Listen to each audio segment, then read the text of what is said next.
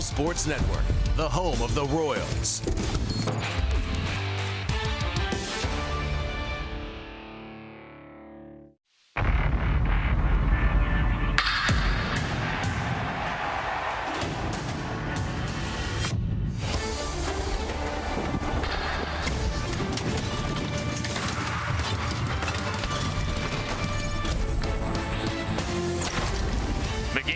Smash from Salvi, the go-ahead blast from Bobby Witt Jr. A great come-from-behind win last night for the Royals over the Angels.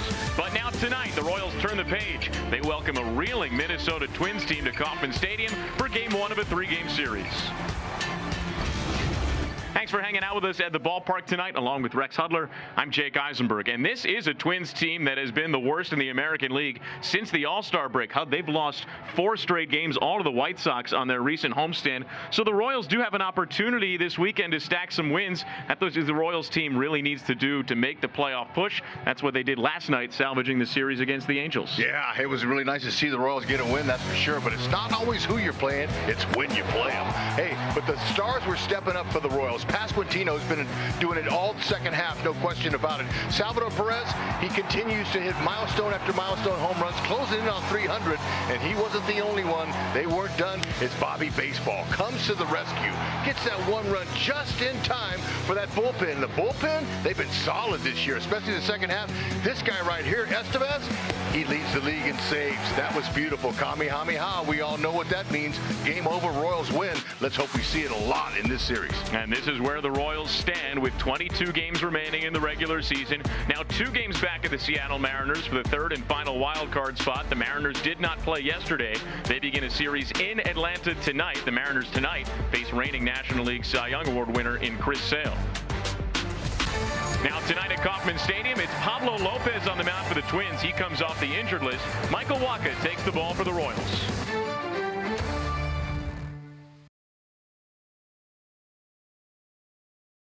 Baseball on FanDuel Sports Network is brought to you by your local Kansas City Honda dealers and by Menards. Save big money at Menards on all your home improvement needs. Well, Michael Wacha has been a constant for the Royals rotation this season. He makes his team-leading 28th start tonight. A steadying force, no question about it, Jake. He's been the go-to guy for the Royals this year. In a season where all the injuries have happened to the starting pitching, he's stepped up. He's been very consistent all year. Michael Wacha, whenever you see his name in that as a starter that night, you have confidence that you're going to win. He pitches to contact, he strikes batters out, and he keeps the ball in the yard. We take a look at our quick trip stats. This is what Michael Wacha has done first half of the season, second half of the season, and you see what he's done since the All-Star break. A 3.04 ERA. He's only allowed 2 home runs. He's also got 4 quality starts among his 8 starts since the All-Star break. The mark of a real pro in baseball is finishing strong. Now it's not going to be any easier for the Royals. Pablo Lopez is making his comeback after being injured, out for 3 months.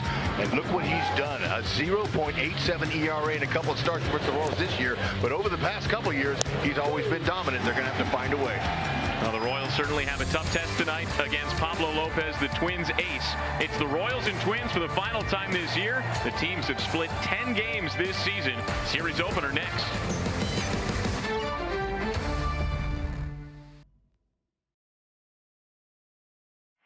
Twins were in town was early April. It kind of feels like it tonight now in early September, 5 months later. 63 degrees at first pitch tonight. It is a brisk early September evening. Rocco Baldelli's Twins have been in a bit of a free fall, and they've got a different cast of characters than the last time they were here in April, but there are some familiar faces too, including Byron Buxton, an all-star this year at the top of the lineup. Trevor Larnach is the designated hitter. He's batting second tonight. He's on a 6-game hitting streak, hitting over 500 in that span. He's also got an active 15-game on-base streak. That's the longest of his career. There is Michael Wacha, who makes his team-high 28th start of the season tonight. He's coming off a tough one, gave up 4 runs in 4 2/3 innings. What he's done exceptionally well this year is limit hard contact, 33.9% hard hit rate, 4th best in all of baseball. Man, and you know, that's a beautiful thing, because when you have a defense behind him in the infield and outfield like that, boy, it makes it for a quick, nice, easy game. StatCast 3D, powered by Google Cloud, is going to show you. There's the pitches that he uses at the hard hit rate right there. You see down at the bottom, 41% hard hit rate, that's the average. That's that changeup up there. Look at that, 24.2%. Hey, look, the bottom line is getting outs. The softer, the easier to make the plays. Behind him tonight, we're going to show you Jack Caglione. How about that? Jack's out there, and it's his first game since July 26th. He's making his 36th start in right field. Come to the infield. Same guys around the infield, that's for sure. Salvador Perez, he's thrown out 44.8% this year. It's a great throwing year for him, but over 14 seasons, the captain has thrown out 33.4. That's Hall of Fame worthy. And tonight's umpires, there's the crew chief, Mark Wegner. He's over at third base. The home plate umpire is Bruce Dreckman. And then a rookie umpire, Tyler Jones, is over at first base. He made his major league debut as an umpire earlier this season. And Nate Tomlinson is the umpire at second base. It's the third time this season that Wacha has faced the Twins. Each of the first two times, he's got at least 5 innings. He had a better start here at home in April than he did on the road back in late May.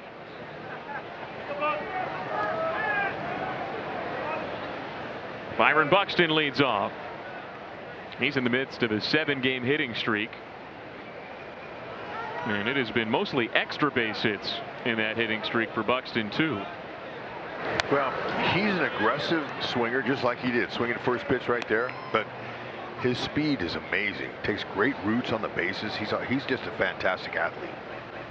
He does have 21 stolen bases this season. And to go along with a career best 29 homers, he's got a 20-20 year and an outside shot for a 30-30 year, which is something that he's never done in his career, despite his career-long potential for power and speed. That's rolled to third, and Michael Garcia is right there. 1 up, 1 down for Wacha.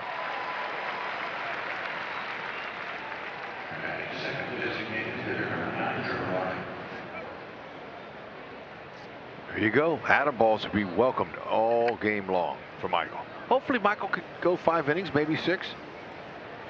And turn over that pen to win. They've been awesome lately. Now, the bullpen was terrific yesterday with Jonathan Bolin and Lucas Erceg and Carlos Estevez.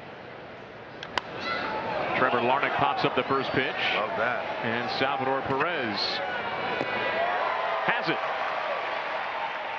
Good recovery, headed back toward fair territory. Those are some of the toughest ones. Oh, better believe it. Those aren't routine at all. Especially with that backspin on that ball. That ball, he reaches the screen and then comes back towards the playing field. You can see it playing tricks with Sally there. It's an interesting sky tonight, too. It's overcast, cloudy. Stadium lights are on already. So it's a little darker. Grayer kind of matches the Twins jerseys. Maybe you could lose the ball in it a little bit. Yeah, it's possible. You better believe it, especially a little bit later. Now Luke Keyshaw steps to the plate. He really terrorized the Royals when the Royals and Twins met last in mid-August up in Minneapolis. Now Keyshaw has been a dynamic rookie for the Twins. Case in point, he's hitting third for them. Go along with that .328 average. He's also got a .418 on base percentage.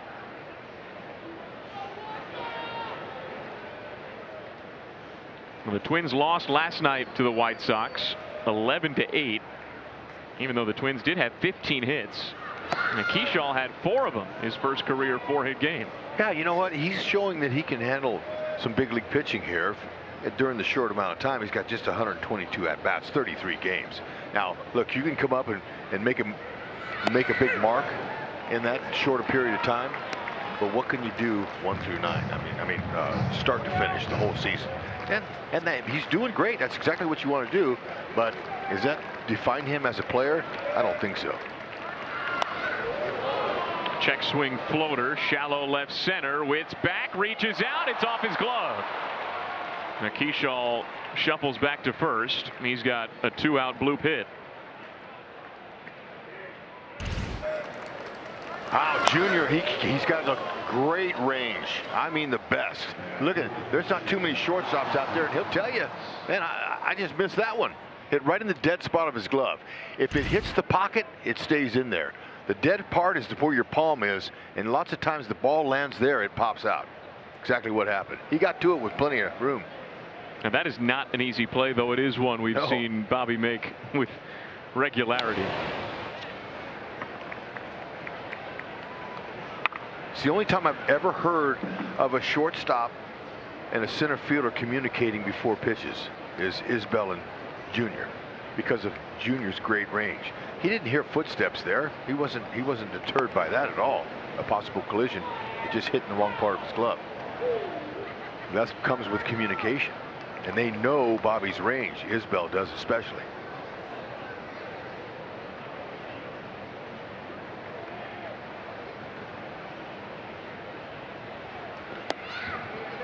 That's a high changeup. 2 balls, no strikes on Cody Clemens.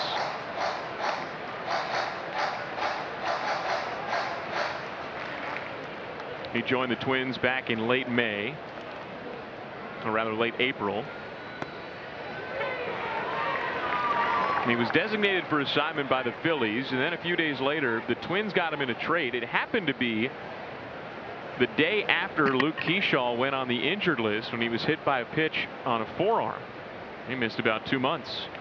And now here they are, hitting back-to-back in the new look Twins lineup.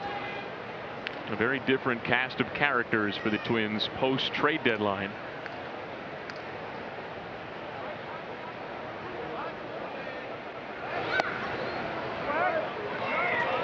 So a 2-out blooper and now a 2-out walk. All of those players, every single one of them, they were with the Twins. Now they're somewhere else. Griffin Jacks, by the way, who was their setup man, he's actually starting tonight's game for the Rays against the Guardians, so it's more of an opener situation. Yeah. I was a little surprised that they got rid of him, but him and the skipper weren't seeing eye to eye. That happens sometimes. Well, the Twins traded away really the top 5 arms in their bullpen. They traded away some key position players, including Carlos Correa. And the results that have followed for the Twins have not been great. They have the worst record in baseball since the trade deadline. Michael Wacha strands a pair. He's got a scoreless first.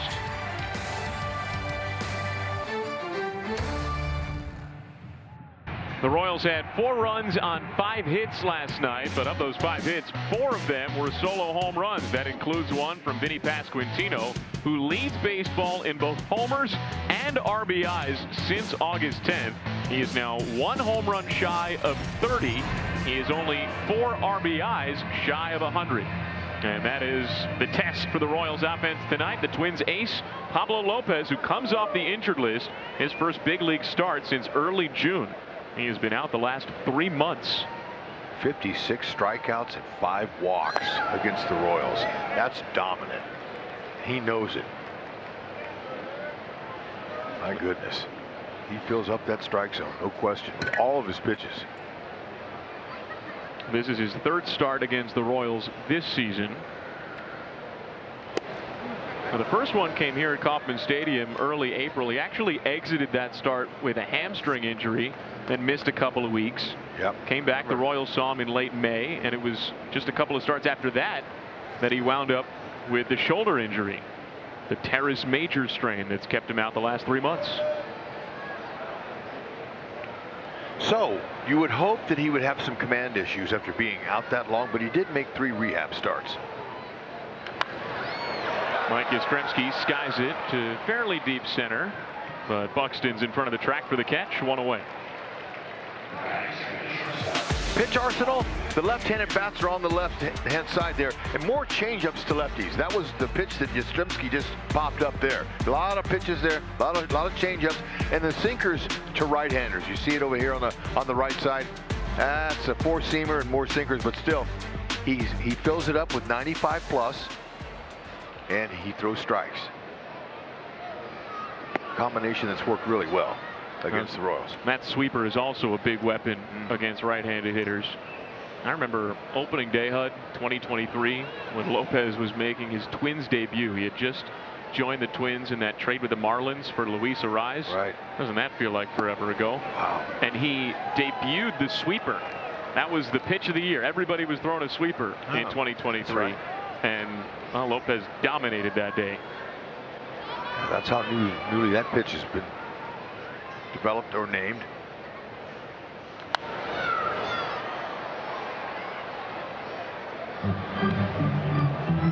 It's been an important pitch for him, and it's been a really good pitch for him. See the major league ranks on sweepers this year. Lopez's opponent average on his 5th best, the hard hit rate 2nd best.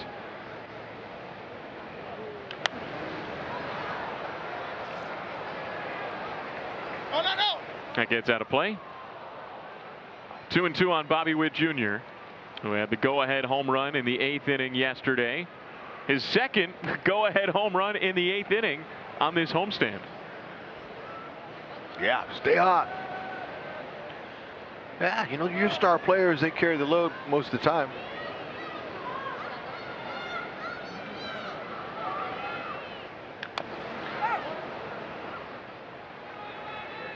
Show you these homers here, last couple for Junior. Okay, this is against the left-hander. That went straight away, dead center. Beautiful swing, easy swing contact on a high. That's 97 in on his hands, and he hit it in a tough part of the ballpark to hit homers in, and it snuck over, and that was the difference. And no coincidence, those are the 2 games that the Royals have won on this homestand. Just missed that one. And got under it. He timed it. And so Buxton has secured both outs for Pablo Lopez in this inning. Speaking of Buxton, right on time. He has his 2nd most starts in his career this year at 103. That's good, and he's been healthy. He had 131 starts in 2017. Behind the plate is a young 2nd-year player, and Johnny Pareda. Pablo Lopez made 3 rehab starts, and he caught 2 of them. So he's in there making his Twins debut. He's been with a couple of other teams in his young career. He had a little stint with the Marlins and then the A's. But he's fairly new on the block, and this is the first time he's been in the Twins uniform to start a game. Now, how about that familiarity with Lopez too? Yeah, interesting. That's a smart move. And it goes back even further. You know, those 2 actually have known each other since they were teenagers in Venezuela. Wow. How interesting that works. And now they reunite as battery mates in the big leagues for the first time. Now Pareda was just called up today. The Twins optioned Deshaun Kersey Jr. Pasquantino carves it left center field. Buxton dives and misses. It's off his glove. Martin picks up the ricochet. Vinny Pasquantino's got a 2-out double. 23rd on the season. Watch out if Pasquatch starts going that way. Well, he goes to the opposite field. This ball sailed and tailed. Look how it's slicing away from Buxton. Buxton, he's used to making career and highlight plays like that. Just avoided the end of his glove there right at the end. Nice try. I mean, great bid. Now Buxton nearly went 3 for 3 in this inning. Yeah. All right, little 2-out magic here. Let's see if our guy Garcia can get him through. Garcia 3 for 14 with a homer off of Lopez in his career.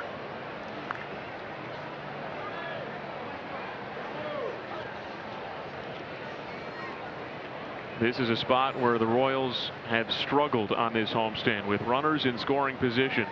Just 2 for 26 in the 6 games.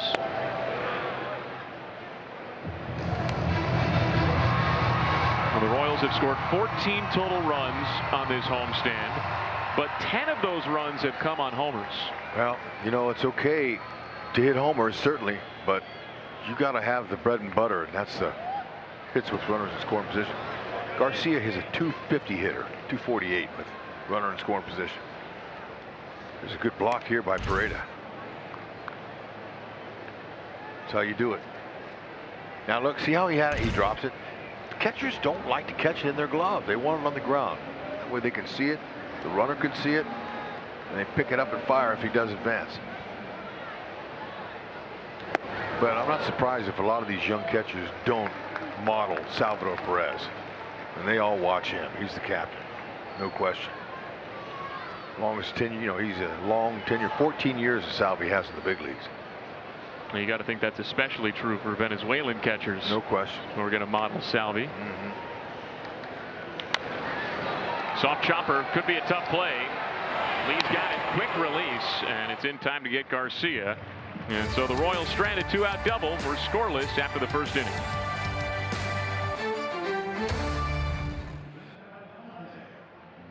Purchase a 50-50 raffle ticket through the Kansas City Royals Foundation. Support the foundation and you could win big for a good cause. Play now through the 6th inning of Sunday's homestand finale. Scan the code or visit royals.com/5050. Yeah, up over 100,000, pushing 120,000. Beautiful.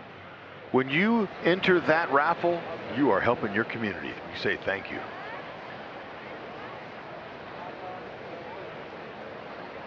Look at that stance from Matt Wallner. And he drives the first pitch from Michael Wacha into right center. And Yastrzemski's there, or pardon me, Caglione is there. It's all right. Cag is out there now. It's been a while. Well, sure. Heck, since July 26th. It's good to see him out there. And, you know, and it's so good to see him have success in AAA, even though AAA is AAA. It's kind of watered down as far as talent goes. But still, you got to hit the ball. You got to make contact. You got to put up numbers. And he did. And he's back. And let's hope he can do it up here. Help this team win. That's the bottom line. He was out in right field earlier this afternoon, taking some extra defensive reps. And you know, we've had a clock on his arm, his throwing arm, and we all know he was a pitcher too, and we've clocked him at 100. He's got a really good throwing arm. Finally got an outfield assist, but he's a fun-looking athlete to watch. I tell you that. And I think you'll agree, you know, for a guy that had never played that position before this year and is really learning on the fly at the big league level. He has not seemed like the fish out of water, so to speak, than maybe you might have expected him to be. He's looked vastly more comfortable out there than I think maybe the expectation was when he first started playing right field. I totally agree with that. And you know, you have different reports from him from different sources about, you know, how he plays. They were saying he was maybe not fast enough to cover the ground at Kauffman Stadium here. That's false. He's got plenty of speed, enough to do that, and his arm and taking good routes out there. And we've seen him a few times at first base, and he's not going to have any problems over there either. Now, don't get me wrong, there have been bumps along the way, and there are going to be, but Jack Caglione has been far from a defensive liability. I totally agree, no question. 2-2 to Royce Lewis. He has a chance to be a superstar player to go along with the other players on this team to do what? To win a title for Kansas City, another one. And he's only 22 years old. It's a beautiful thing. Royals, they are picking the right guys in the right spot, and it's going to happen. They got pitching and bullpen. I mean, it was just unfortunate the offense couldn't support the starting pitching in the first half of the season. That was the unfortunate part. We kept wondering, wow, where's our offense? And then they came alive the second half. And they're still in it. Now, the Royals were under 500 heading into the All-Star break, 47-50. But since then, 24-19. It's the 4th best record in the American League. And the offense has really supported a starting rotation that has dealt with injury after injury. There have not been nearly as many quality starts in the second half. And so that ERA has come back to earth a little bit for the rotation.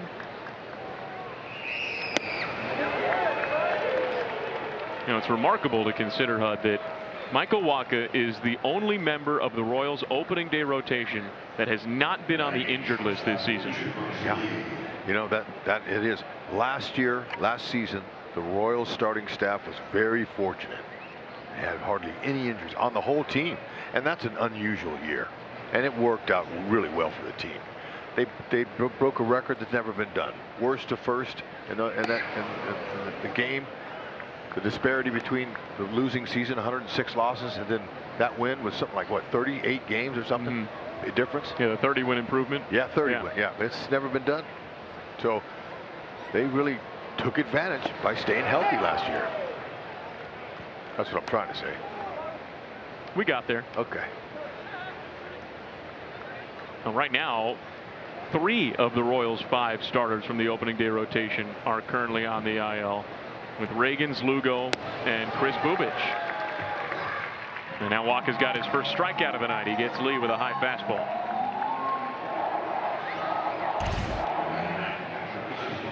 Oh yeah, that's nice. Now we might see him touch 94, maybe 95, but that's plenty good to get whiffs on up there at that level.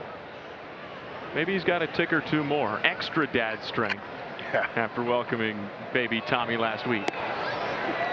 Lewis takes off, and Salvi's throw is not in time. Another steal for the Twins. They have been running a little bit more wildly recently. Entered tonight with 18 steals as a team their last 9 games. Yeah, they're aggressive. He got a great jump there, though, man. No one's throwing him out. Salvador Perez has the best and most accurate arm in the American League for sure. And, you know, when the guy gets a jump like that, you can't get him, and you steal most of the time off pitchers. Very rarely do you steal off a catcher, except on a double steal, or excuse me, a delay steal. 1-2 on Johnny Pereda, who again is making his Twins debut. Just called up today from AAA St. Paul. He was with the Athletics earlier this season. Only 17 games with them.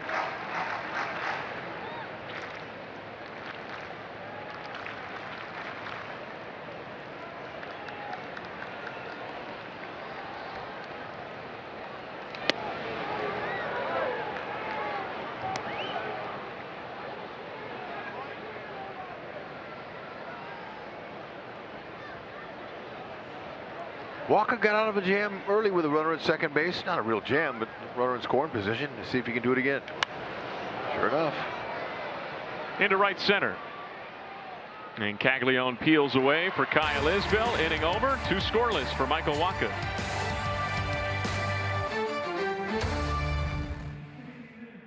Goldberg back at Kauffman Stadium. Salvador Perez set to lead off, and he keeps on climbing up the ranks, as we see in our Home Depot getting it done. Had the home run last night, and it feels like after every one of his big hits, he moves up in the rankings and passing big-time names. The future Hall of Famer Salvador Perez. What you do not see in the rankings is what he is able to do off camera for the Kansas City Royals in terms of leadership. And so many young guys on this team here right now, whether it be Carter Jensen just coming up, and Bergert and Kolick and Caglione and on. There are so many. And I asked him, I said, you've got the leadership and other veterans in this clubhouse, but who was that guy for you when you were coming up? And he said, we didn't really have a whole lot as we came into the big leagues.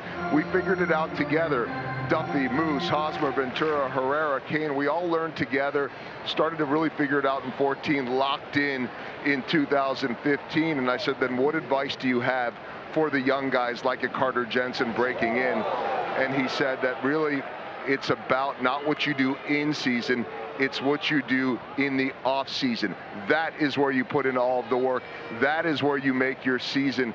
He said last year he went back to Miami 48 hours after the game and got a call the next morning from Aroldis Chapman, who said, let's go, let's get to the gym first thing in the morning. What else are you going to do today? He said that's been a mentor for him that has pushed him in his off seasons. And why not? In his late 30s, just signing a new big time deal with the Red Sox. That's the motivation. That's what he wants to see from all the young guys. Great report, Goldie. That's exactly what you have to do, especially when you get to be that age. But when you're young, you got to figure out some things. That ball's not going to get over his head, looks like, but a good drive and a nice at bat right there. Changeup. That's the right idea, shooting a changeup that way. But yeah, you make your games in the off season, and when you're young, like when you're 18, 19, 20, 21, if you're fortunate enough to start that early, you're like, man, I'm just going to go out and play. You don't even know how to condition yourself. You don't know how to be a big leaguer. So it takes some time. And then once you get, 28, and once you get past your 30s, and if you take more than 2 weeks off, you're in trouble. Someone's going to catch you, and you have to fight off that competition by training your body. And that's the value of experience. No question. Now you can pass down that wisdom to the next generation of players and give them a leg up. It's the sort of thing of, hey, what did you wish you knew when you were in my shoes? Right. So early, you just go out, you hit, you throw, you take ground balls, and you think that that's what you really need to do, when that's not. You have plenty of time in spring training.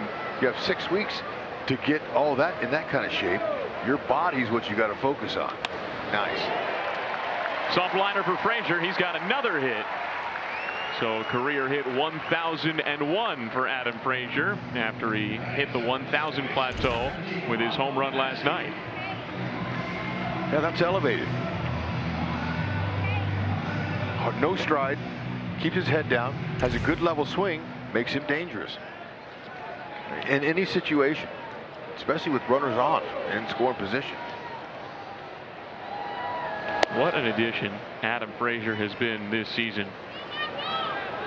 He struggled at points last year, and he was playing with a thumb injury for a good portion of the year too. But since joining the Royals during the All-Star break last year in that trade with the Pirates, he's hitting nearly 300. That's foul. 0-2 on Michael Massey. Yeah, we said in the open, Lopez is going to throw more changeups to the lefties, and he's spun one there and kept it down. So that's going to be what Massey and the lefties have to look for. And so how do you combat that? You wait, you think opposite field, and take him that way. That way you don't get out in front and roll over for an easy ground ball to the right side. Massey's been swinging it well since coming off the injured list. Go the other way unless he hangs one. He sees the changeup outside. Massey was 0 for 3 last night. That snapped his 6-game hitting streak. But he's still hitting .360 since coming off the injured list.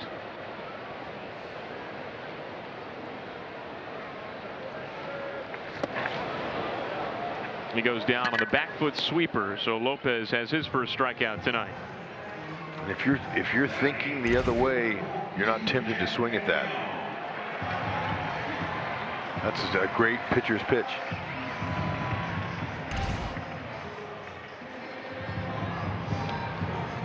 So Jack Caglione gets his first look at Pablo Lopez.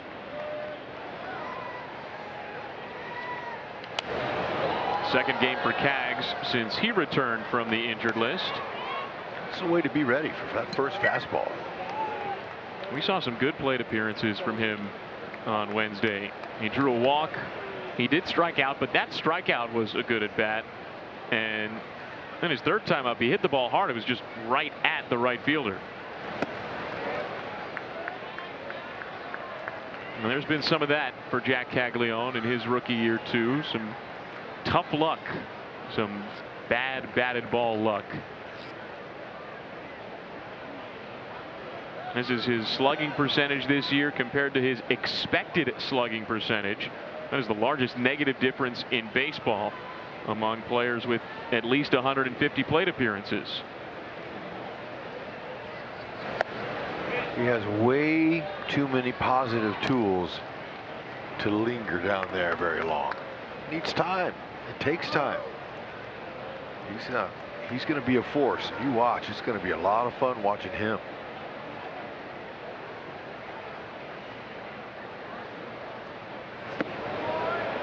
That's a good take. That's a good take on a pitch down and in that maybe a couple of months ago he goes after. Yeah, we saw a lot of that. They were tricking him. The veteran pitchers were, and that's what they do at this level. They've been up here for several years, making a lot of money, getting hitters out. Ooh, that's elevated. That ball would have never came down had he squared that up.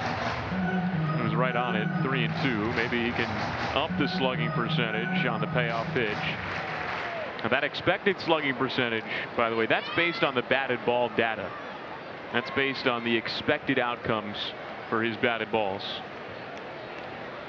Thank you. Good plate appearance. Nice. That was right at the bottom of the zone. Got some good rips in, though. You know, that's all you want.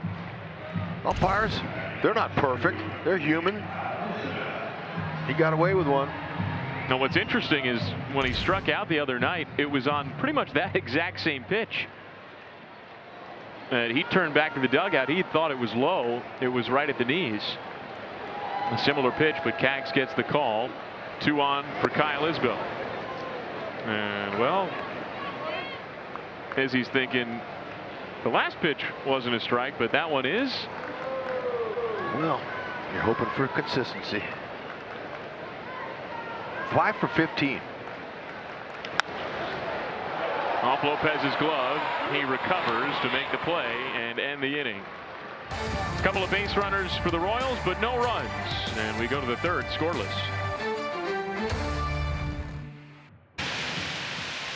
Royals fans, get ready because FanDuel Sportsbook is on its way. Soon you'll be able to bet on all your favorite teams and sports, all on FanDuel Sportsbook. Second time through the order for Michael Wacha. And Byron Buxton goes after the first pitch. Nice backhand pickup, deep third, and another good play from Michael Garcia. You see a lot of third basemen catch a ball that deep towards the outfield grass, and with a speedy runner, they rush. Watch him take his time. He taps, gets a little momentum going, and easy over the top arm, throwing stroke, has a cannon for an arm. Now, I asked infield coach Jose Alguacil not too long ago where he thinks Garcia has taken the biggest step forward defensively at third base, and he said on those balls that back him up that are at deep third.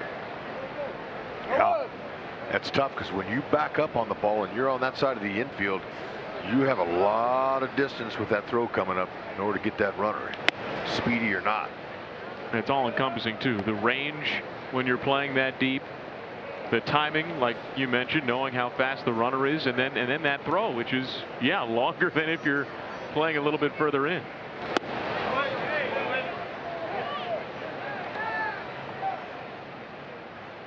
Two and one on Trevor Larnach, who entered tonight with a 6-game hitting streak and a 15-game on base streak. Now, he has been red hot. Over the hitting streak, he's hitting over 500. Over the on base streak, his on base percentage is up near 450. He's 2 for 11 in his career. Off Wacha.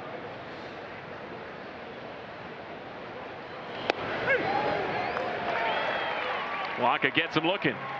Perfectly placed sinker. Look at that. Beautiful start inside it. Froze him. Lock him up. He thought that's going to be a ball. That's great movement. And Larnach, you got to go. I wonder too if Larnach was maybe expecting the changeup there. Could have been very easily, because he knows that Wacha has the best changeup in the league, and that's a great weapon against the lefty. But Wacha, he'll use it against righties too. That's how good it is. The reason some right-handed pitchers are hesitant to throw it to a right-handed batter is it goes down and in to their barrel. They're a little nervous about that. But not Wacha. He's confident.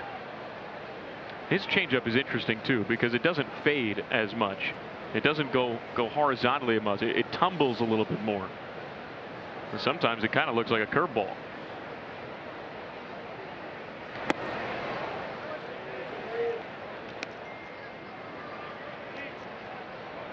And you see the number on the changeup, 155 opponent average. And there it is. That thing is a butterfly out of his hand. You've been throwing that pitch since you've been a young man growing up. You're pretty good at it now. You're over 10 years in the majors.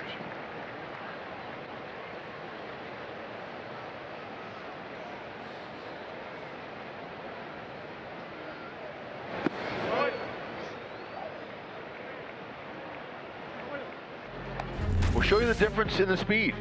Wacha, look at that fastball. That fastball gets out there, that hitter looks for that, he wants it. It's a sinker in the four-seamer. Okay, look at the changeup, how far behind it is, and how that much behind throws that hitter off balance. Nice job, good inning. Now uses the slider to get Keyshaw out in front, and it's a 1-2-3 third for Wacha.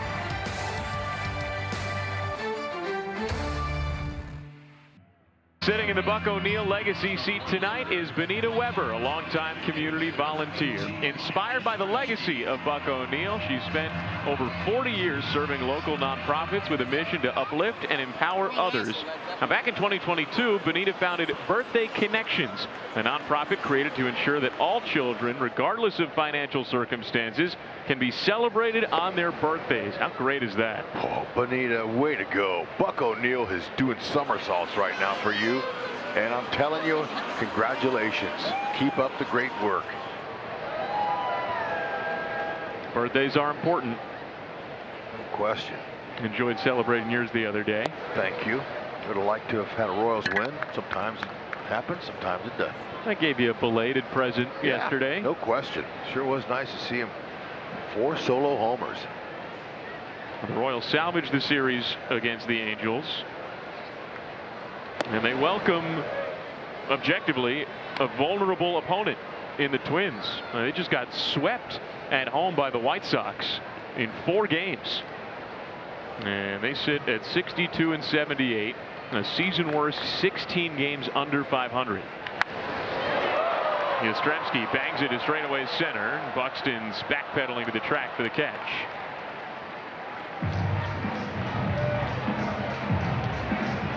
One of those 4 solo home runs yesterday, the game-winning home run, came from Bobby Witt Jr. We take a look at Dell Technologies hard drives, and there have certainly been plenty of those for Bobby Witt Jr., especially in the summer months. You see over the course of the season how May and June the averages are below 300. July and August starting to get on fire. Yeah, and I think it was during those lower times people were saying, "Well, what's wrong with Bobby?" Nothing. He's just set the bar so high. Exactly. It's baseball. That's humbling. It's a tough game. I mean, let's zoom out for a second on Bobby Witt Jr. He's been the 3rd best position player in all of baseball. If you want to look at wins above replacement, either version of it. All year. All year. All year. It's been Aaron Judge, Cal Raleigh, and Bobby Witt Jr. And of those 3, only one of them plays shortstop, and only one of them is a threat on the bases.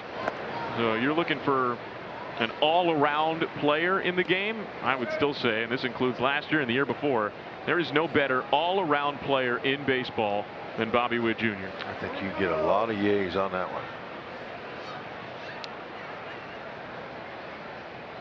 From around the league, different teams. I know all the broadcasters that we're friends with, they all rave about it. Well, it's interesting too, because American League teams we see twice a year, National League teams we see once a year, and there is a buzz from other teams about getting to watch Bobby Witt Jr. at once or twice a year. Yeah. That is one of the benefits of the balanced schedule that we've had the last couple of years now, is that everybody plays everybody. Every fan base gets a chance to see every player.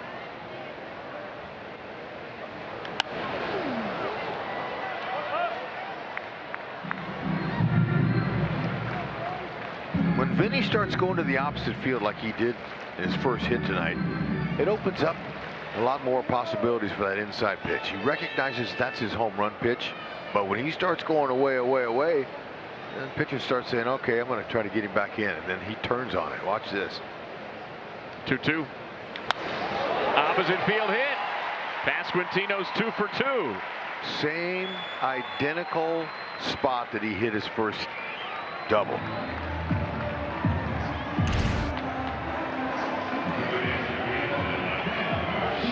What a great swing on that changeup down and away. Yeah, it was. He was right on it. He was not looking to pull. And when he hit that first one opposite field, that's when I was saying, look, he gets locked in when he's sitting out there, and he's not pulling, over swinging. Garcia pummels it deep to left field. Martin's out of room. Royals on top, 2-0. A 2-run shot for Michael Garcia, his 16th of the year.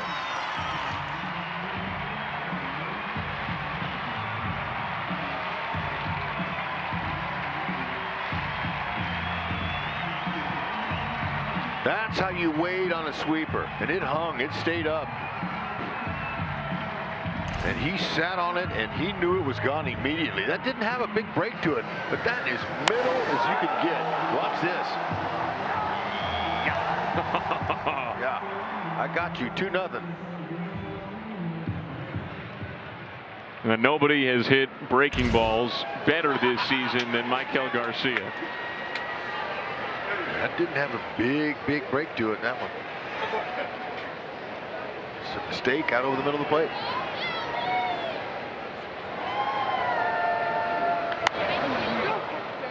Dribble to the right side. And Clemens feeds Lopez. That ends the inning. 2 runs for Michael Wacha to pitch with on 1 swing from Michael Garcia.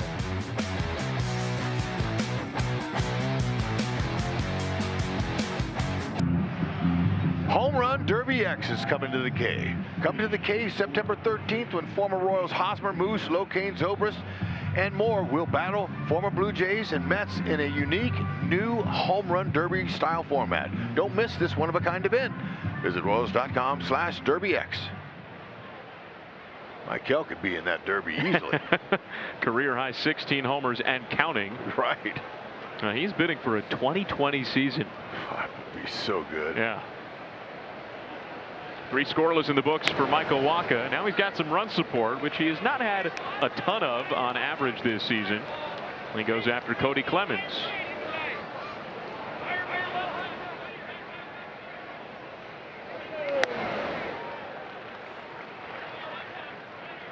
Quickly ahead 0-2.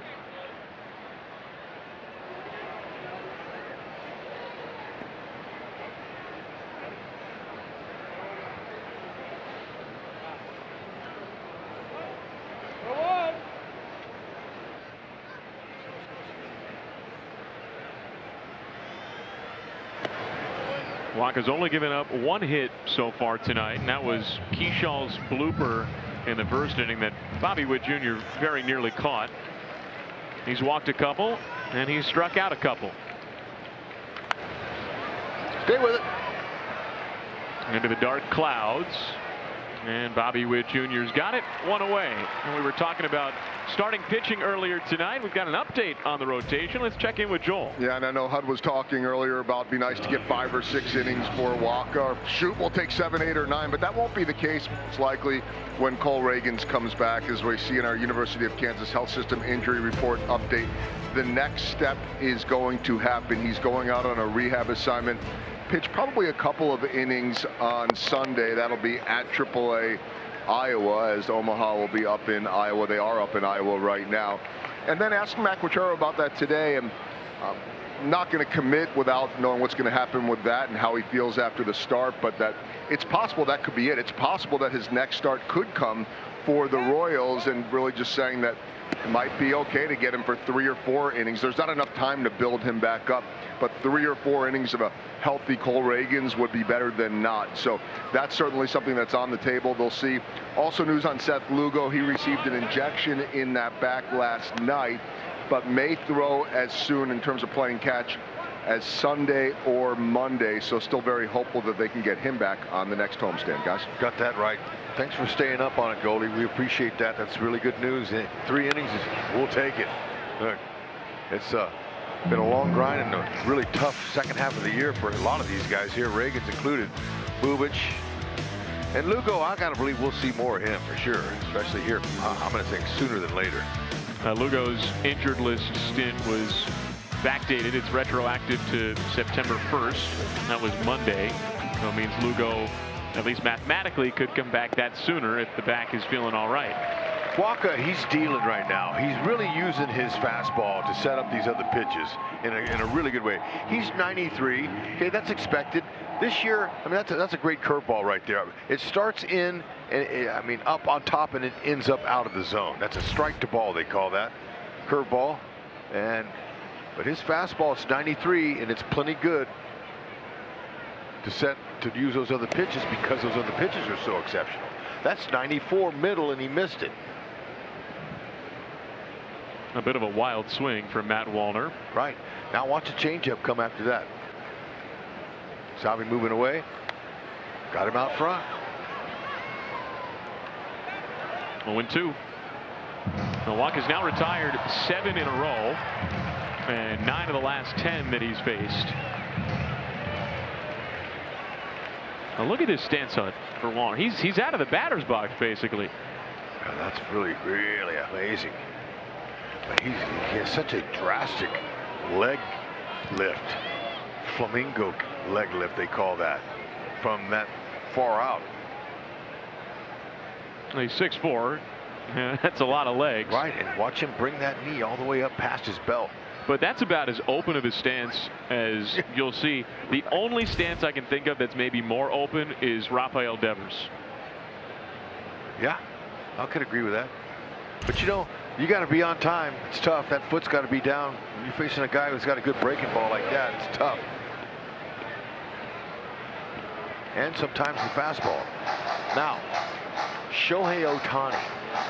He came over to the States, and in his first spring training with the Angels, when he got over, he was getting dominated with that big flamingo kick. He goes, well, I'll change that. Nice pitch.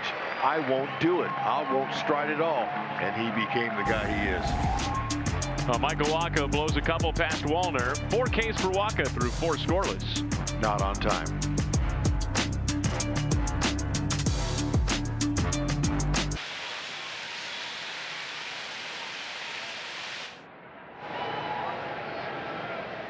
Adam Frazier leads off the bottom of the 4th inning.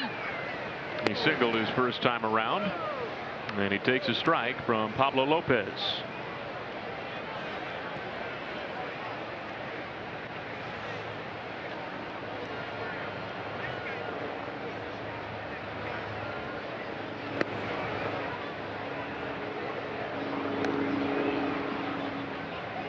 Will Adam Frazier play in the postseason for a 4th consecutive year?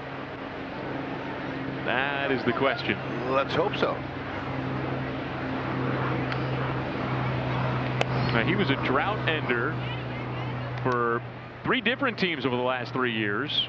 The Mariners in 2022, the Orioles in 2023, and then the Royals last year. Started this season with the Pirates. That's where he started his career.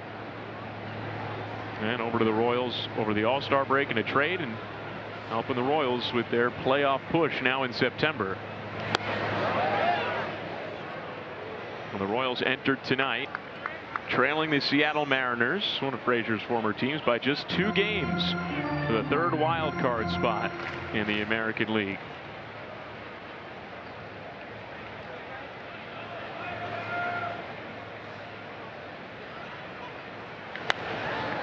Right back to Lopez. Step and throw, and whoa. Clemens had some trouble, but he gets the out, 1 away. Royals fans, America's #1 sports book, now offers picks for all your favorite sports. New customers can play $5 and get $60 in bonus, win or lose.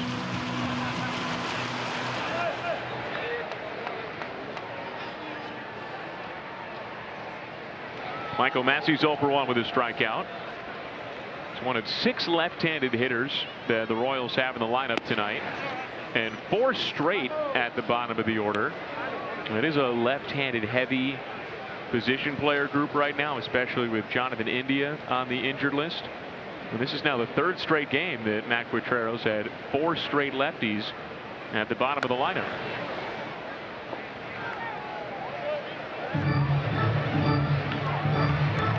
Joel, I know you asked Q about that a little bit earlier today. Yeah, I mean, they put so much thought into these lineups, and I don't think until Jonathan India went on the injured list that we had seen a lineup. Monty brought that up the other night to me as we were watching, with 5 lefties in a row once you turn it over to Yastrzemski. But he said they're really trying to balance competing against the starter while saving options for late inning matchups. The last series, there were 3 left-handed relievers they needed to deal with the Angels. Now there are 2 with the Twins. But he said you also have to be not just comfortable with the idea of bringing right-handed bats off the bench, the guys like the Nick Loftons and the Randall Grichicks and the Tyler Tolberts, but also need to have some lefties like Kyle Isbell, like Mike Yastrzemski, that can hit those lefties as well. So he's very comfortable with it, and then he'll deal with that towards the bottom. You know Vinny's not coming out. Yaz, maybe at times in the past, but with 1 less righty in India, that's the challenge that he has every day. Now, one of the reasons why the Royals have lefties in there, like you were talking about, Joel, competing against the starter. These are Pablo Lopez's splits against righties and lefties. And you can see how lefties have had way more success against Lopez this season than righties have. He's dominated righties this season, but lefties have gotten to him. Yeah, and sometimes you can't manipulate your roster like this time of year right now. So what you got to do is you got to trust your guys you got. And there's more right-handed pitchers than there are lefties. So I think they're going to get through it just fine. Hughes got a lot of experience now in his 3 years. He knows his personnel very well.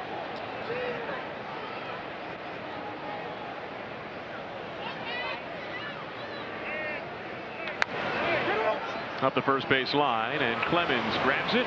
Inning over. The Royals go down in order in the bottom of the fourth.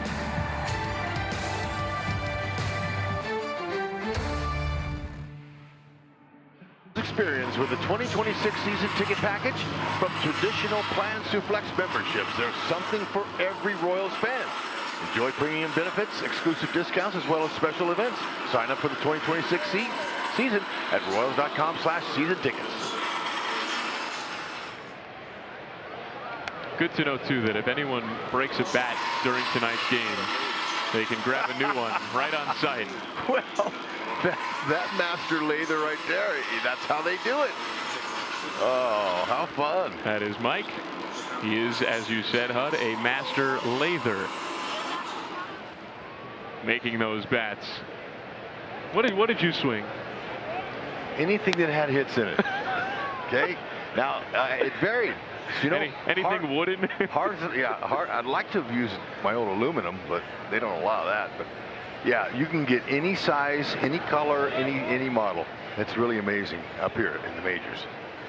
Now they're costly. You know, you got to pay for them, but I'll be honest, it's one of the things that kind of fascinates me, because we talk about so many things and variables within baseball. Pitch selection, defensive alignment, lineup construction.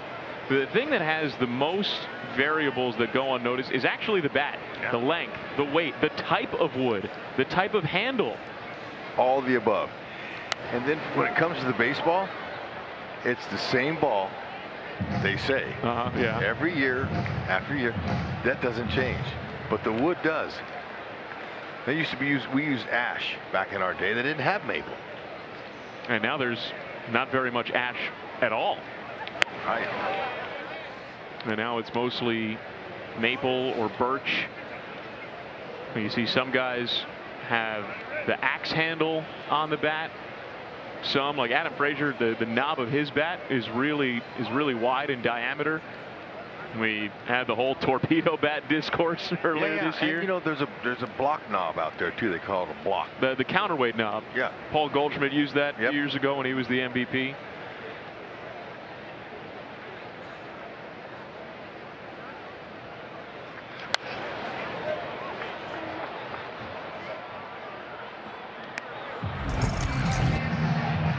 That's the evolution of the bat. Yeah, look at those different knobs. Okay, that's way back in the day.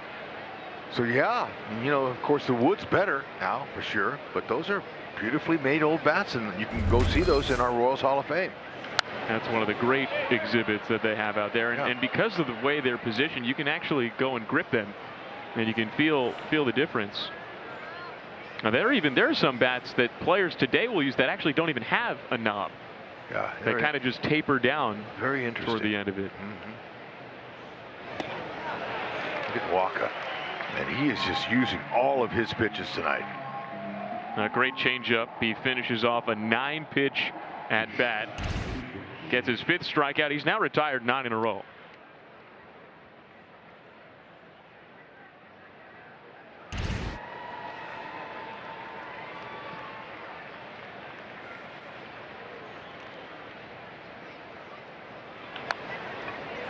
Brooks Lee sends the first pitch down the right field line. That's extra bases for Lee.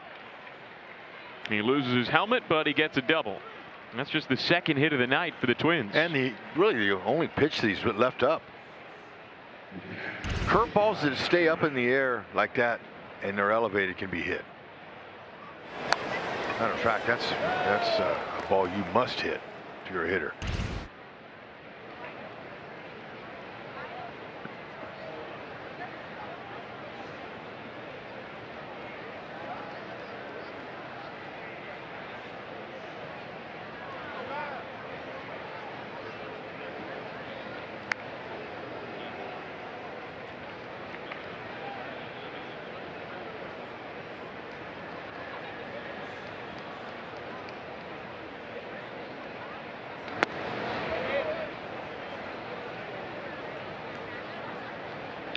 There's his pitch mix, the arsenal that he's using, okay? Four-seamers, change-ups, cutters.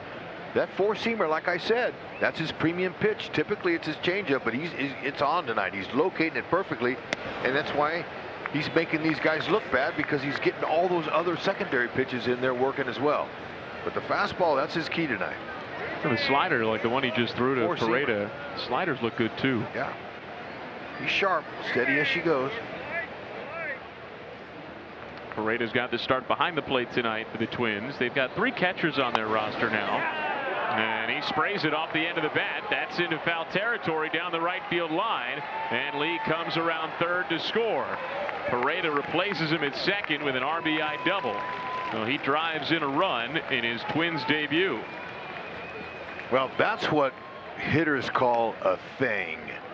He hit a thing right there. That's what that was. You cue it off the end of the bat, you are going good. That ball was off the very end of that bat, and it just died out there. That's a thing. It's also tough luck for Michael Wacha. Back-to-back doubles, but neither on hard hit balls. And all of a sudden, the potential tying run is in scoring position with the top of the Twins lineup up. And Wacha begins a 3rd trip through the Twins order. Long run for Caglione. Great sliding grab. His first game out in right field at the big league level in over a month. That is one to applaud. Sure enough, he had a long way to go. That answers, does he have the speed to handle this ballpark? Absolutely. Great timing, and he just caught right up to it. Nice slide, very comfortable. And then he comes up, daring the runner to go to unleash that 100-mile-an-hour arm. And for a guy that has not spent a ton of time out in right field, at this ballpark included, his awareness of how much room he had in foul territory was exceptional. Sure enough. So when he takes off now, he's looking where he is. He's looking down. Now he's back up on the ball. That helps Michael a lot. And he immediately gets ahead of Trevor Larnach 0-2.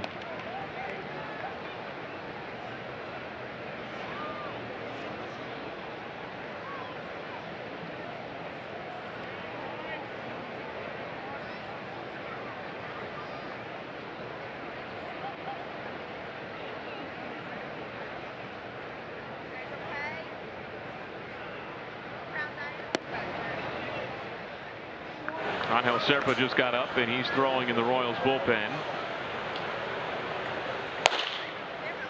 It feels like it's in case this inning extends to Cody Clemens, a lefty who's currently in the hole. Flare off the end of the bat, and Bobby Witt Jr. chases it down to end the inning. Wacha strands a runner at second. He does yield a run. He threw 5 innings of 1-run ball.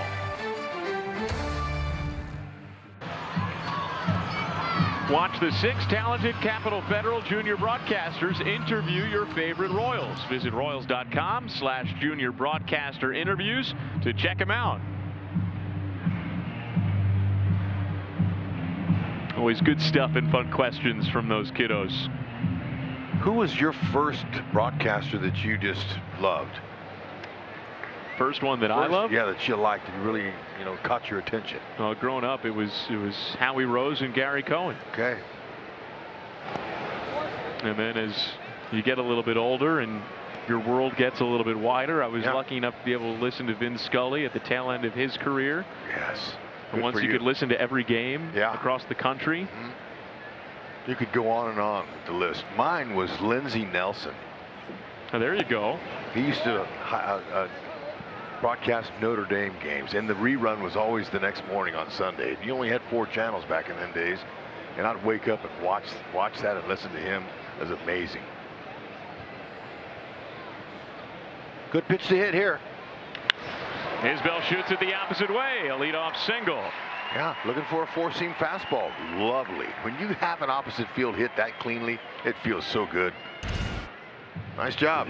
Get on base. Hit it right where it's supposed to be hit. I gotta ask, Hud, I know you mentioned because it was Notre Dame, but did you intentionally mention the original voice of the Mets because I brought up Gary Cohen and Howie Rose? No, I didn't. That was not intentional. Yeah. No. Ooh, watch out. You go coast to coast, though, and that's what I used to do when I was in college. I'd listen coast to coast, and so you'd have the East Coast games that started, the 7 o'clock hour. You go to the Central Time Zone. You've got Hall of Famers like Denny Matthews in the booth to our left, and Eric Nadel, a Hall of Famer with the Rangers for so long. You go to the West Coast, and there was Vin Scully and John Miller. Sure enough.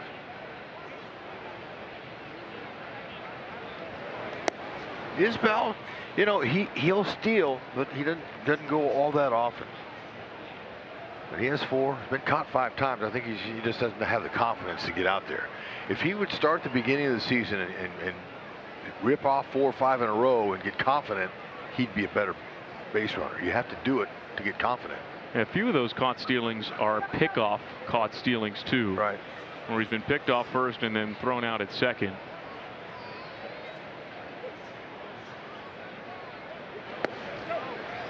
And that is one area of the Royals this year that's been perplexing, is the pickoffs. No team has been picked off more this year than the Royals. Outside of that, the Royals have actually made fewer outs on the bases than you might think. They've been below average in terms of making outs on the bases. For the most part, the last week or so, there hasn't been any steals. Because they hadn't had any base runners. Oh, yeah. That's one area we can improve on.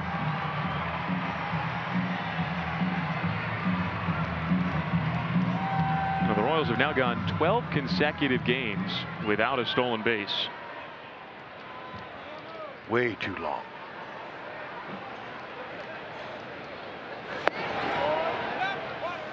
That strikeout of Yastrzemski was only Pablo Lopez's second strikeout of the night. He's issued a walk. The Royals have gotten him for 2 runs on 5 hits. The big one, Maikel Garcia's 2-run homer in the 3rd.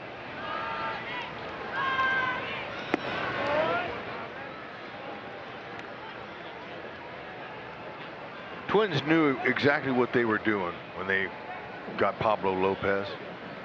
They had to give him up the batting title leader. They had to give him the batting title guy, but he's for missing 3 months. This is his first big league game. He don't look like it, does he? He looks like Pablo Lopez. I know. He looks like one of the top of the line starters in baseball, which, to be fair, when he went down with his injury, he was 2.82 ERA in 11 starts. Had a sparkling strikeout to walk ratio. He was well on his way to another all-star season for the Twins. Oh man, that's paint right there. Can't touch that one. Well, the Royals have seen plenty of that from Pablo Lopez the last few years, and they have only beaten him once. Lopez has made 7 starts against the Royals since joining the Twins, and the Twins are 6-1 in those games. Vinny's got some opposite field hits today, 2 of them. First one was a real nice one. Man, he drove that. Look at that good form there. Even Buxton couldn't get to it. And then that one there, he feathered that one to the same side of the field. That's really nice.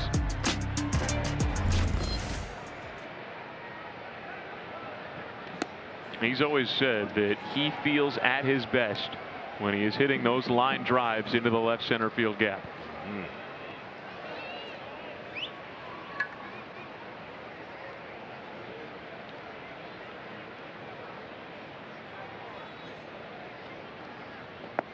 It was a cold start to the homestand for Pasquantino until he had a couple of hits yesterday. Now he's got a couple of hits today.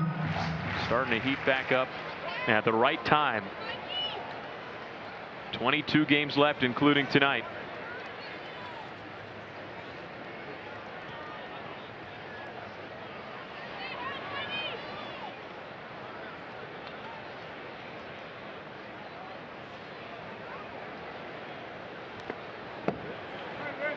He's a little leery of Lopez, though, of challenging him with a heater anywhere middle in. He knows what could happen with that, so he's trying to stay away from him for the most part. I like how Vinny's gone the other way with him.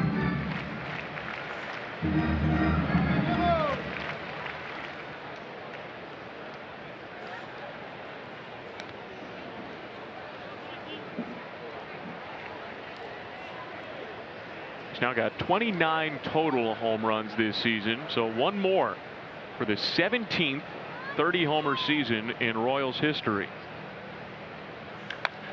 And he hits it high in the air, deep to center field. Buxton's to the track and just barely has enough room. Oh, he just missed it, and he knows it too. Lopez escapes the fifth.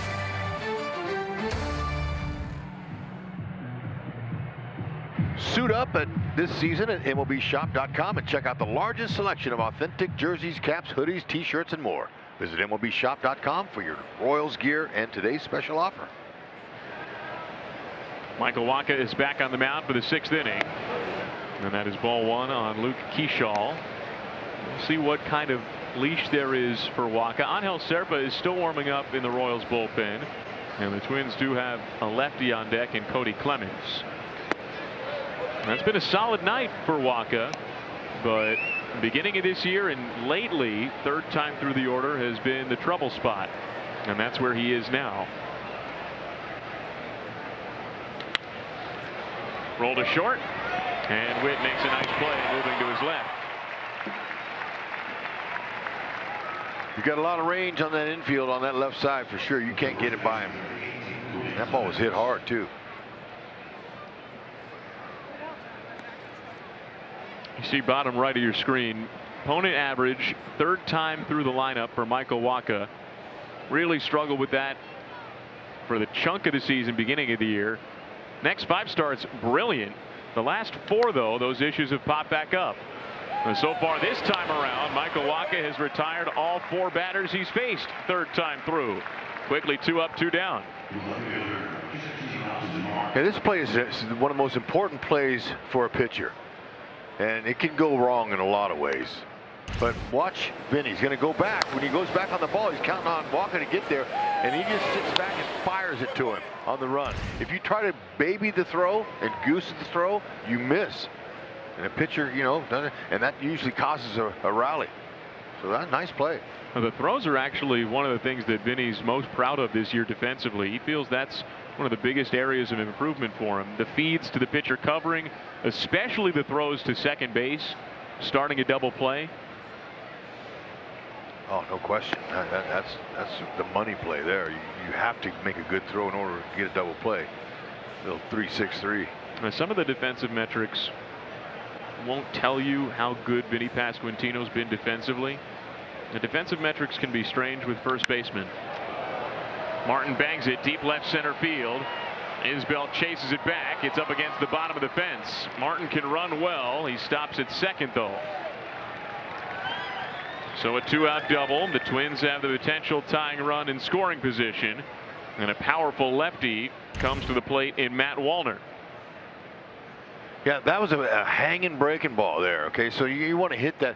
Now that's the one thing that they're a little bit concerned about Austin Martin about is his power. Now this is a big, big ballpark here. It lets out in a lot of different ballparks, but he's so far shown that he can handle pitching, but power department may have to wait a few years. With Matt Wallner due up, a lefty, Matt Quatrero goes to Angel Serpa out of the bullpen. Big spot here in the 6th.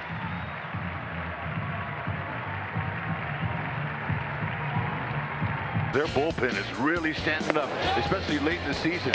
Sure nice to see Bolin step up. That big man pitching that ball, throwing it hard. Big 90s plus. Urset comes in. Estevez, there they are. Ha. So nice to see when you have a lead that you can trust the back end of this bullpen to win. Well, right now, the Royals need Angel Serpa to protect the lead. 2-1 game, potential tying run at second. And there is a perfect strike 1 on Matt Wallner. Well, last night, the Royals bullpen kept the Royals in the game, and they were able to come from behind and win. Fastball slider.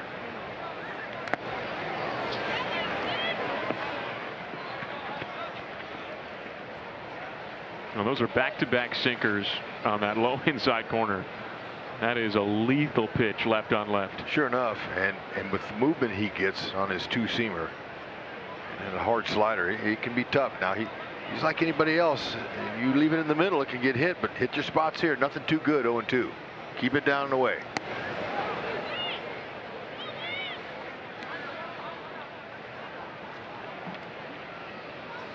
Wallner's 0 for 2 tonight. A fly out and a strikeout.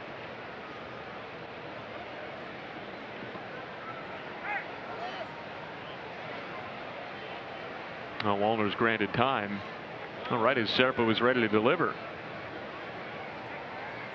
Austin Martin's at second base. He just doubled. He has good speed.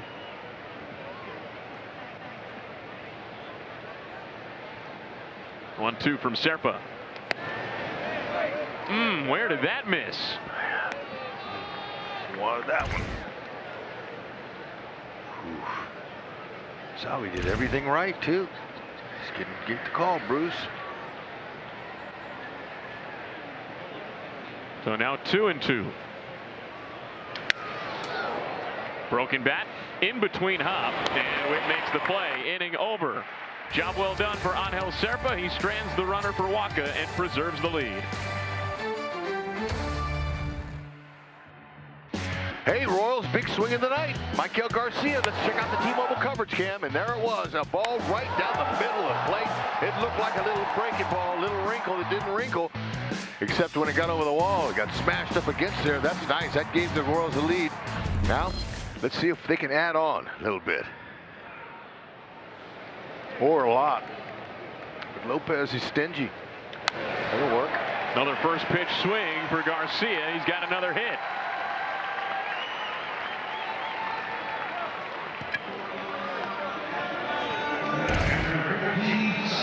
Two-seamer running in on him. That's such a good swing. A lot of guys are going to try to pull that. This guy's hands are magical. Golden hands, no question. And hopefully it'll work for the other side of the ball and he'll win a Gold Glove. But those hands, they're equally as important hitting. Well, like Vinny Pasquantino, it's really good to see Michael Garcia starting to get some hits. He had a great series against the Tigers, a couple of doubles, a couple of homers, but he was 0 for 10 in this series against the Angels. Now 2 for 3 tonight with the big home run. Like to see him go as soon as he can. He's got 22 steals. Been caught 9 times. That doesn't matter. Don't worry about being caught. Stay aggressive and stay out of the double play. The captain sometimes can hit into double plays. That's how you stay out of it. Send the runner.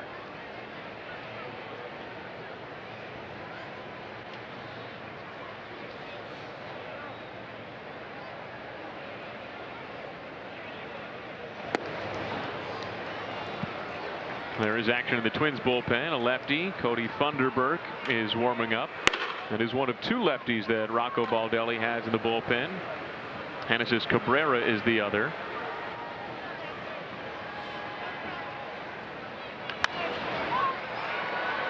Keishel to the right of the bag. Lee dropped on the transfer. Oh, Garcia saying he's safe. Second base umpire Nate Tomlinson said that it was dropped on the transfer after Lee made contact with the base. That seemed pretty simultaneous, if not before. We'll see if Matt Quatrero wants to take a look, and he does. Those middle infielders, you know, they have such quick hands. It's hard for umpires to determine sometimes when they're catching it and taking it out. Kansas City is challenging the out call at second base. Now, to the naked eye, it looked like Brooks Lee did lose the ball on the transfer, but it looked like he lost it on the transfer before he got to the base. Oh, absolutely. Yeah, that ball's out. No, it is. If it goes to the hand and the hand he starts to throw it, that's the transfer. But he never had control of it. And this could be a nice opportunity for the Royals here. Now that should be ruled no catch. Well, we've heard, I mean, over the years we've used, well, it looks like, well, you know, it should be. We don't know. We'll see. Definitely did not have control of it.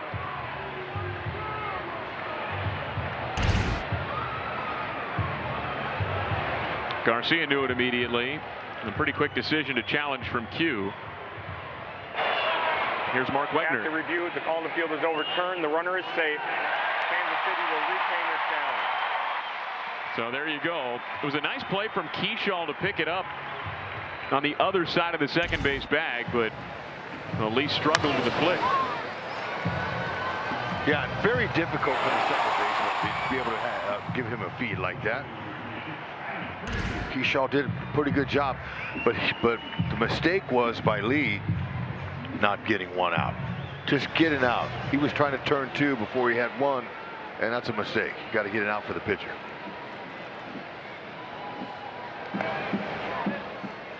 Throw behind Garcia, but he's back with ease. 1-0 on Adam Frazier. There's a big opportunity for the Royals. 2 on, nobody out. Try and open up a 1-run game. Left side of the infield is wide open for Frazier. And Royce Lewis is in on the grass at third and hugging the line. Another throw behind Garcia, and this time he's out. Oh, that can't happen. Wow. That is a crucial out on the bases. Yeah, and it's happened before, more than once too. You've seen and this is when the opposition always throws down on a bunt situation. A guy bunts through the ball. The runner is anticipating him getting the ball down. And so he took that extra step towards third, and it cost him. Good throw by the young catcher, Pareda. And he'd thrown down on back-to-back pitches. So it wasn't as if that throw down was a surprise. That's a rally killer. Okay, they're gonna go. That catcher came right up out of there and put a perfect throw on the money. If that ball's up at all or towards the first base side of the second, he'll be safe. Credit that catcher. It's not necessarily a huge mistake by Garcia, but got a better pickoff play behind him. Well, the Royals got a break with Brooksley's error. Otherwise, Garcia might have been out on the force initially. But instead of 2 on, nobody out, it's 1 on with 1 out. And 2-2 on Frazier now.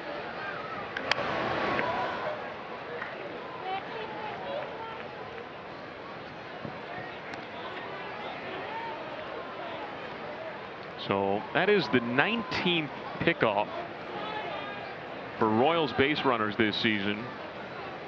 That is the most in baseball.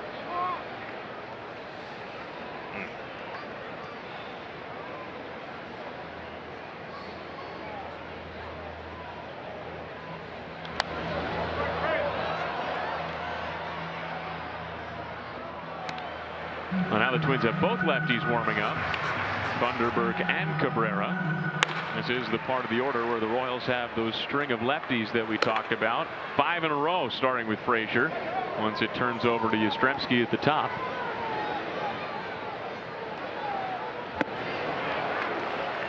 Good curveball gets Frazier.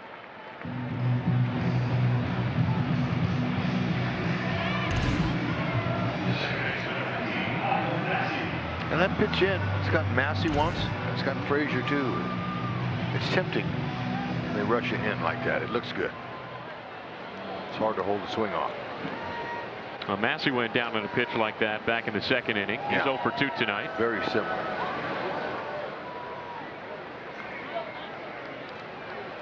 Well, the Royals had Lopez backed into a corner with first and second, nobody out.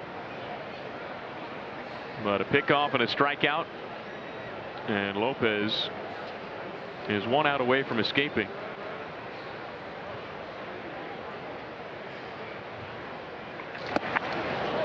Yeah, similar pitch.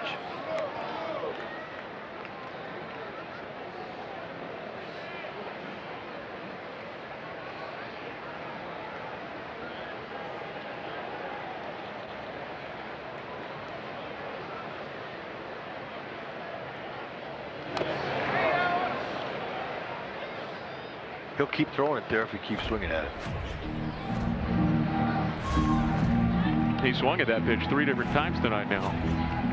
He's too far in and down. You can't barrel it.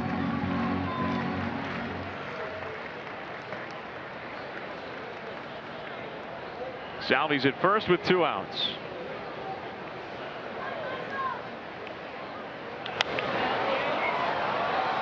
Sky to shallow center. Lee backpedals and secures, and that ends the inning. The Royals squander an opportunity. A quality start for Lopez in his return from the injured list. A defensive change that is maybe a cause for concern. Nick Lofton is into the game at third base. That's because Michael Garcia has moved to shortstop. Bobby Witt Jr. is out of the game. And at this current moment, it is unclear why. He did not bat in the last half inning.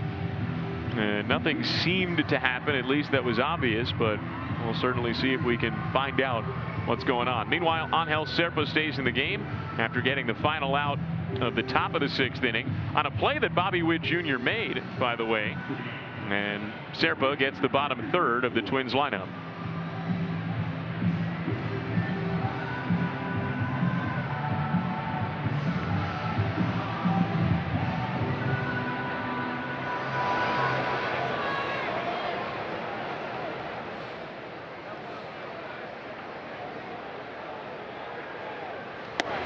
Royce Lewis first up, and a perfect sinker from Serpa.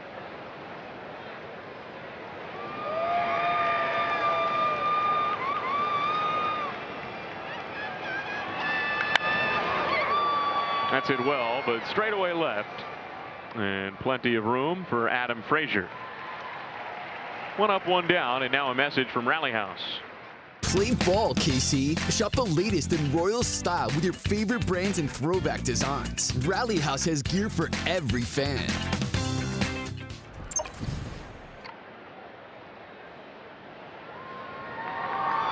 Brooksley flips around to bat right-handed.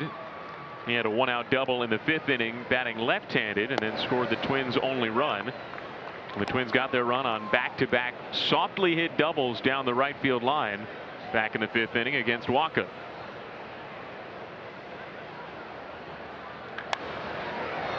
That's golf to the left field corner. Adam Frazier tracks it to the warning track, and he's got it for the 2nd out.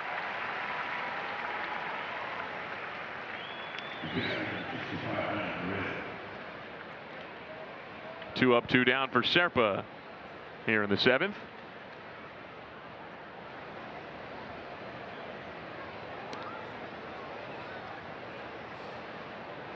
And now Johnny Pereda, who had the RBI double back in the 5th inning.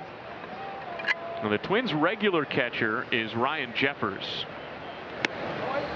But last night, Jeffers had to come out of the game in the 4th inning.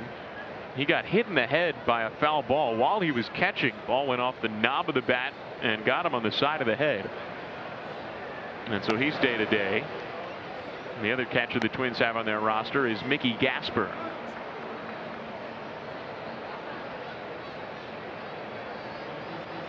These kids look good. Picked off Garcia. Got him a nice double or ribby. He certainly made a good first impression for the Twins.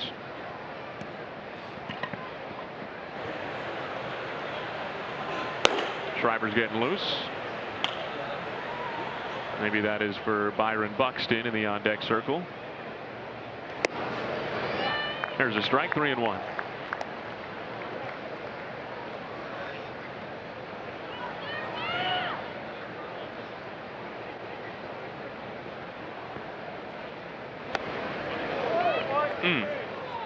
That is a 2-out walk to the number 9 hitter. It puts the potential tying run on base with Buxton coming to the plate, and that brings Matt Quatrero out of the dugout for a pitching change. Man, that top of the zone is not getting called. It has been consistently not getting called. So that's it for Serpa. He retires 3 of the 4 that he faces. He bequeaths a runner to John Schreiber, who enters to face Byron Buxton.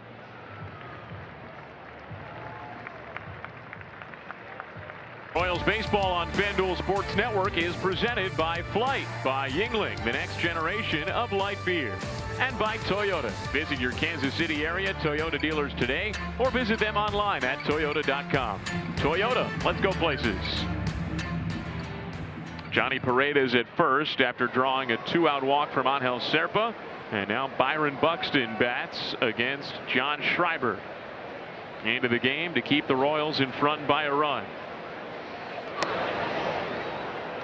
Now Schreiber did not pitch yesterday. He did pitch in each of the prior 2 games and was charged with 2 runs on 2 hits in each of those 2 outings. So it has not been a good start to the month of September for him.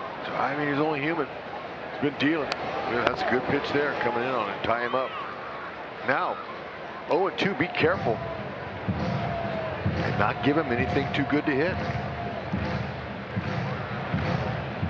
dangerous hitter. Buxton is 0 for 3 with a couple ground outs and then a foul out down the right field line. Caglione made a great catch.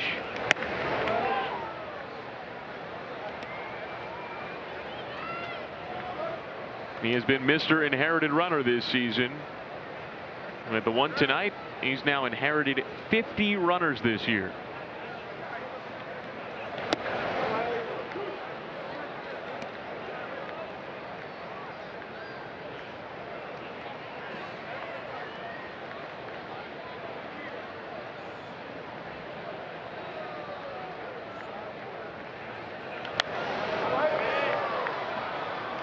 That was elevated.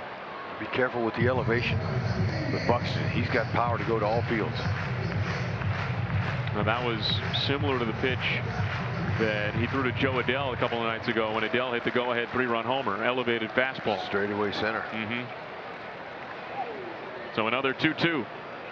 Got him swinging with a high heat. There you go.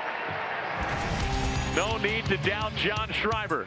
He strands the inherited runner and keeps the Royals in front. Royals Ballpark Experience Tours offer you the chance to deliver the game ball, install first base, watch batting practice from the field, turn on the fountains, or get a pro photo after fireworks on the field. Book now at royals.com/experiences. Come to the Cave for a multitude of experiences. New pitcher on the mound for the Twins, lefty Cody Funderburk enters the game. His 29th appearance of the season. You see that strikeout to walk ratio. It is a little bit closer to 1-to-1 than a reliever would like to see. That opponent's average is a lot higher than a reliever would like to see. Done a nice job keeping it in the park, though. Just 2 homers off. It's not overpowering. Low 90s with a sinking fastball, slider change. Or sweeper.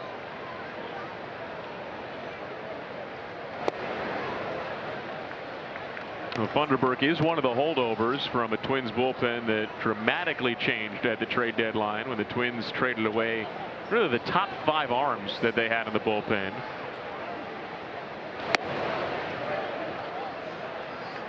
And as you might expect, the numbers since the deadline for the Twins bullpen are not particularly pretty. A 5.24 bullpen ERA, 4th worst in baseball.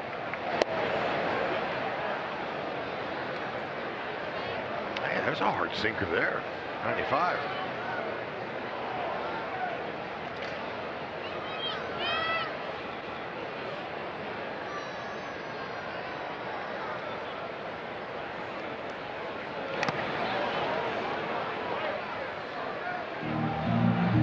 Still 2-2 on Jack Caglione.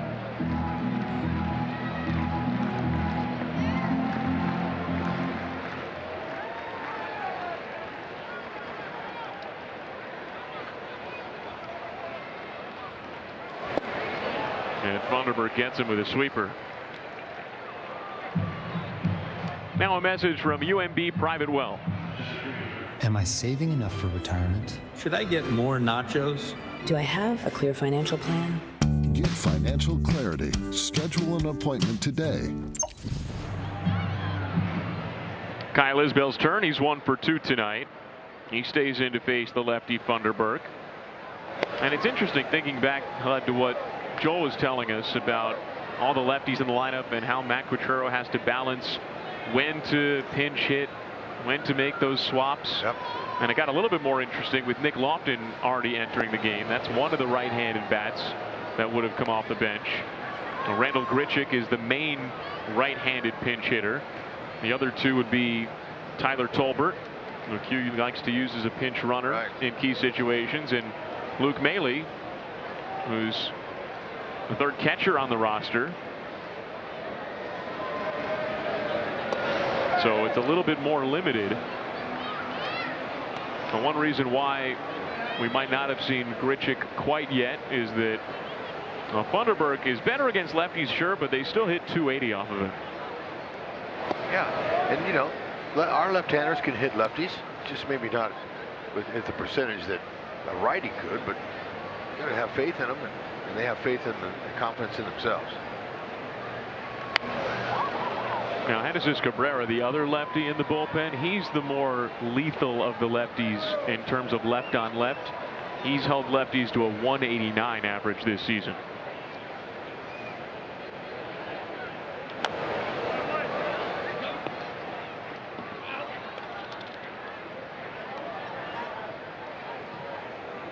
Lofton, by the way, entered the game at third base, but replaces Bobby Witt Jr. in the lineup. So he's now batting between Yastrzemski and Pasquantino. Isbell's down looking on a front door sweeper. Back-to-back Ks for Funderburk. And by the way, still no official word on Bobby Witt Jr.'s exit from tonight's game.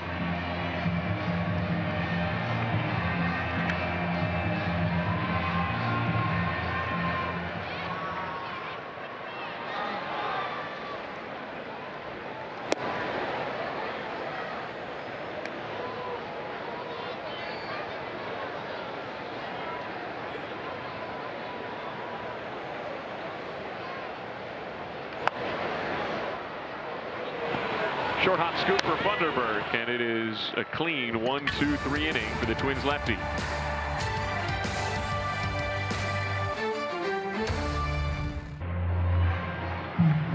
When the Royals get 10 or more strikeouts, you save big. Get a free 24-pack of Price Chopper water the next day at Price Chopper. Royals pitching tonight has racked up 6 Ks, 5 for Michael Wacha, 1 for John Schreiber, new pitcher. Lefty Daniel Lynch IV, his 51st appearance of what has been a really solid first full season as a reliever.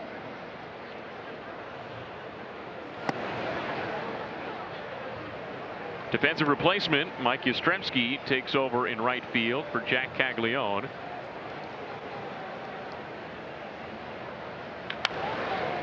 That's on the ground and into right field. So right to Yastrzemski, who is no longer the game's designated hitter. And the Royals lose the DH. And now the 8th spot in the lineup is now the pitcher's spot. That fastball was up and it didn't get down like he wanted. He's got a sinking fastball, slider curve change. Daniel Lynch, 6'6". So Larnach leads off with a single. James Outman, former Dodgers top prospect, now with the Twins, enters the game as a pinch runner. He carries the potential tying run here in the 8th.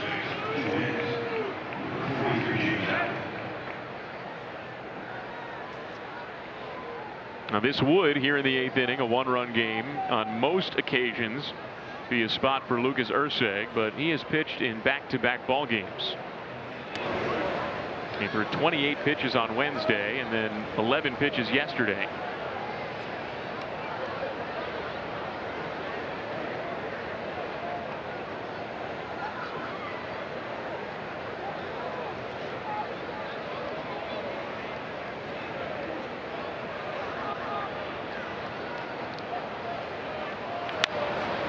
Slow roller to third. Lofton charges, scoops, makes the play.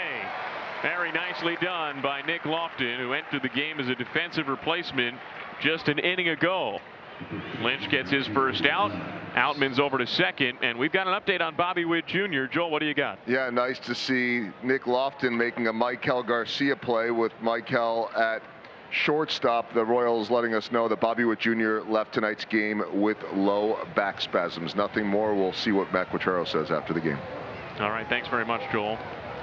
It is always cause for concern when Bobby is not in the lineup or leaves a game, and certainly takes a bit for that to happen. And you just hope this is more precaution than caution.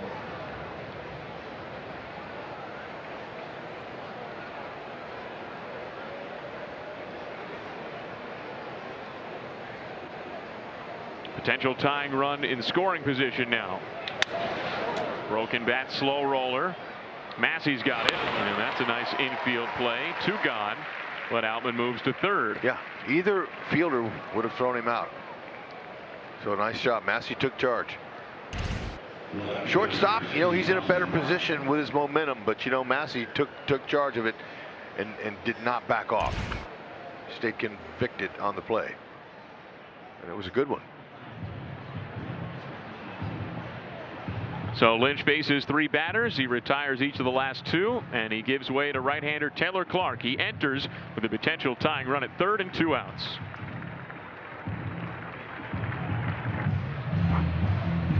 We continue the top of the 8th inning. The Twins have the potential tying runner at 3rd. There are 2 outs. Austin Martin is the batter, and Taylor Clark is the Royals' new pitcher. 4th one out of the Royals bullpen tonight. And Clark, much like Lynch, who preceded him, has quietly had a really good year out of the Royals bullpen.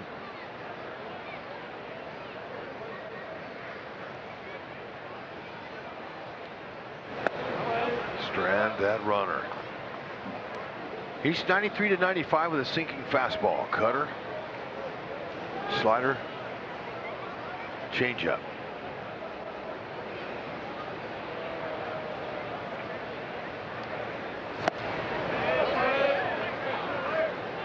The Twins have had a good handful of opportunities.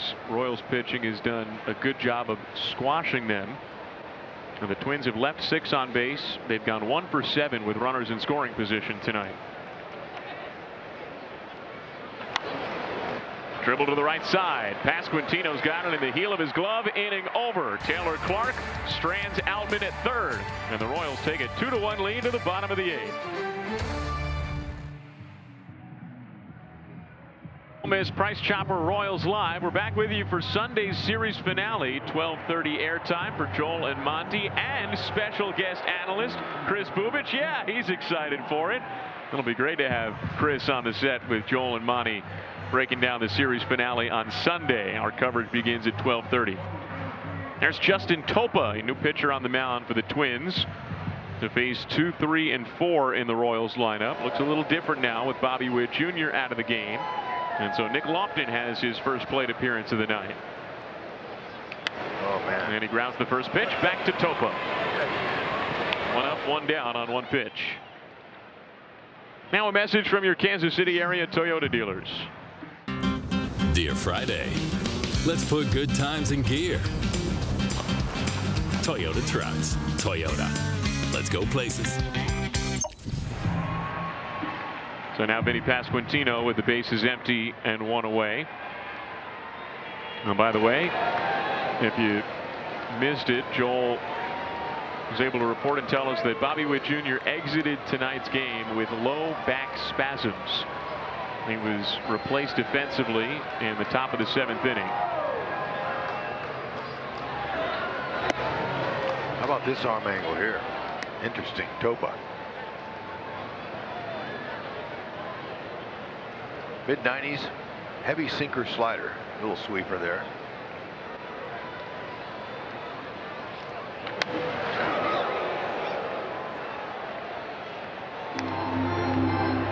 That registered as a cutter.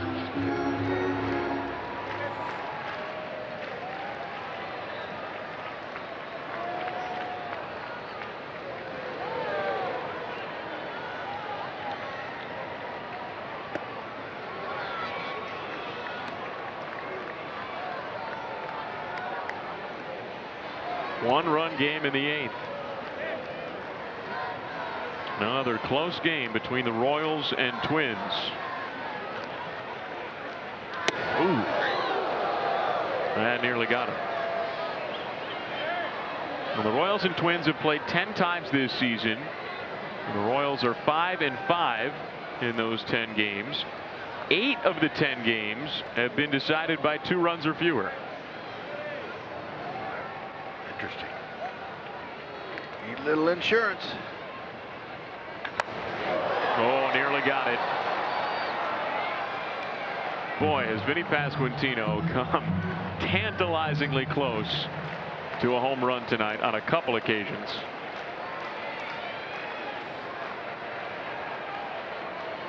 Two and 2.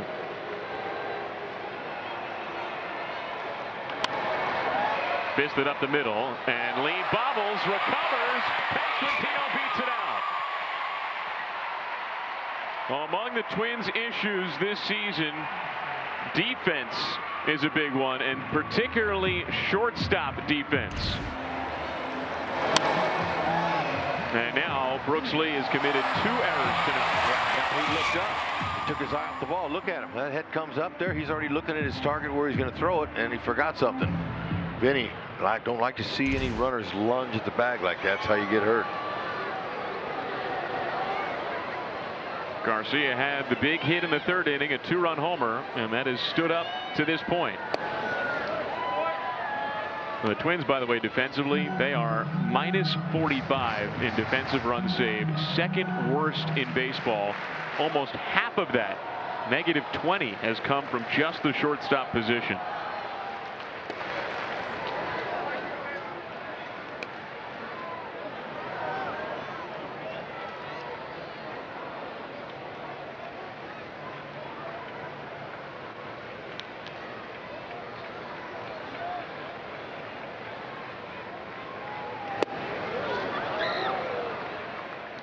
Sinker in on his hand. Let's check out Garcia's home run. That was beautiful. Back his second time up in the third inning. 2-run shot, 16th of the year, right in the middle on that hot spot.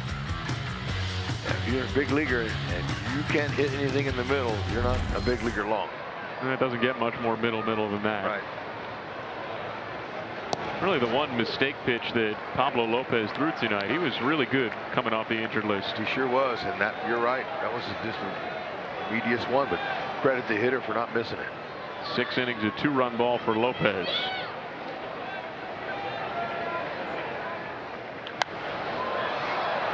Into foul ground. Clemens calls for it and has it by the Royals dugout. Here's a message from your local Kansas City Honda dealers. Now's the time for a great deal on a new Honda. Visit your local Kansas City Honda dealers today.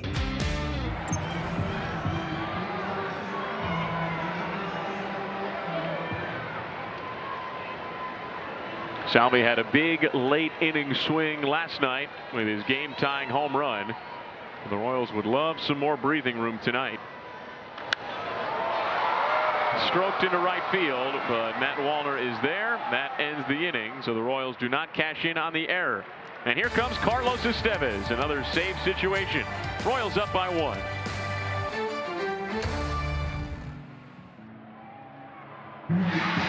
Royals leading 2-1. Joe Gilbert, Royals Hall of Famer Jeff Montgomery, and Monty. And Royals got the offense from Michael Garcia. But how about this pitcher's duel? You don't always get what you expect, but tonight you expected somewhat of a pitcher's duel, and we got that with Waka and Lopez. All right, and Carlos Estevez, who was on the pregame show with us and Monty earlier, is on to close it out. We'll have that Bobby Wood Jr. update. More coming up, guys. Joel, Monty, thanks so much. Yeah, the putting was not as good as maybe he wanted. Monty's got all the angles down at this point. Wasn't Estevez's greatest showing, but his forte is on the mound in these save situations. This is his 62nd appearance of the season. It is the 500th appearance of his career. And tonight he bids for his major league leading 38th save. Mid-90s fastball to 97. Hard slider, changeup combination. Estevez pitched last night and got the save against the Angels, his former team. And he did strand a 1-out double with back-to-back strikeouts.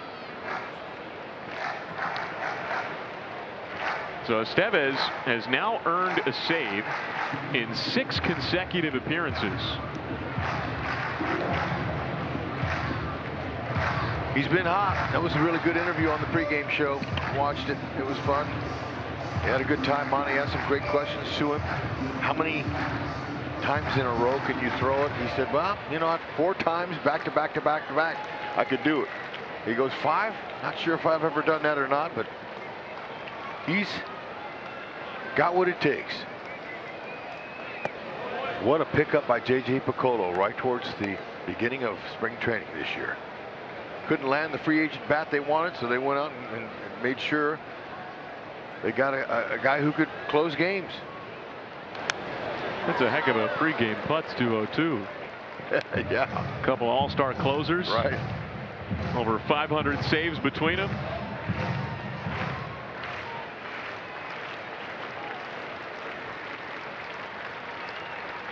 One-two to Wallner. That's low, 2-2. Well, Wallner came up in a big spot in the 6th inning. Potential tying run at second with 2 outs. And Angel Serpa got him to ground out up the middle.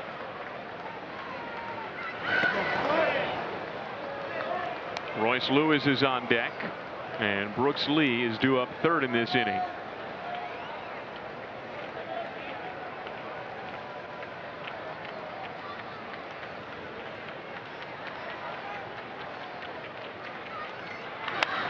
That is ripped foul. Good reaction from Ramon Borrego, Twins first base coach.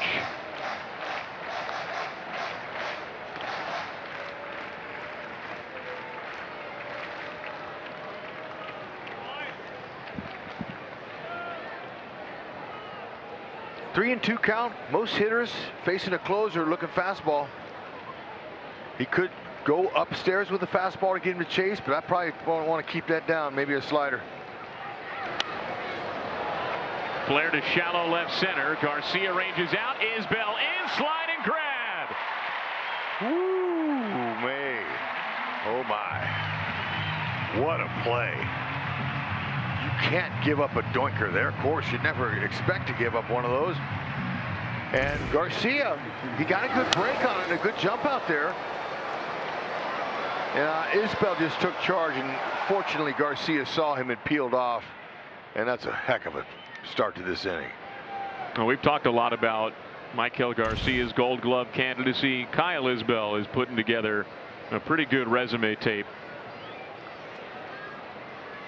That is a big catch in a big spot. Bases clear, 1 out, and now Royce Lewis.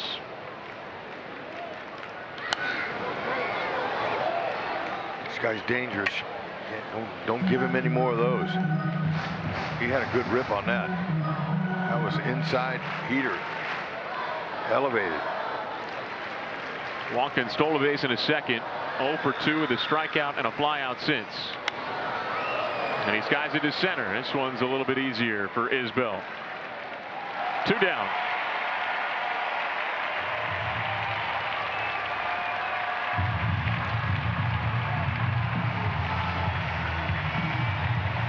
Seattle Mariners lost tonight.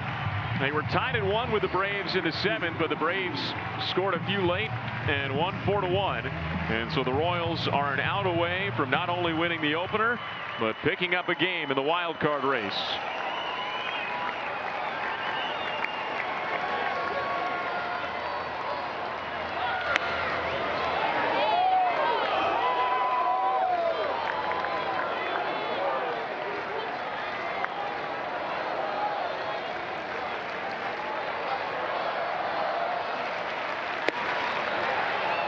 Two 2-0 on Lee.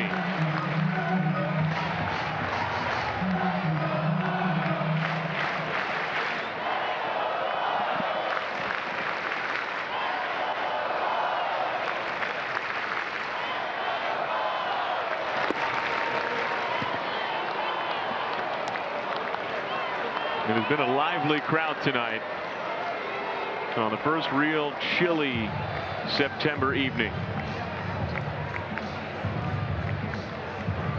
A little over 16,000 here tonight.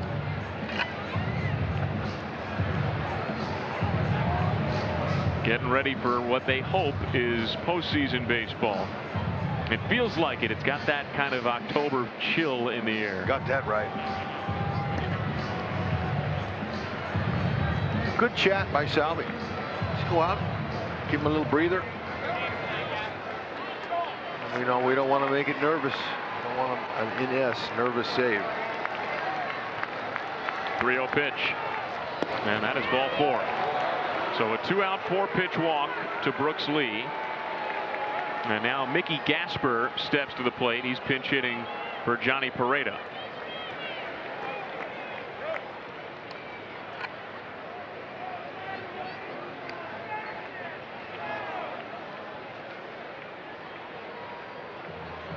And the Twins also use a pinch runner at first base. Ryan Fitzgerald enters the game. He was with AAA Omaha last year. Made his big league debut with the Twins this season.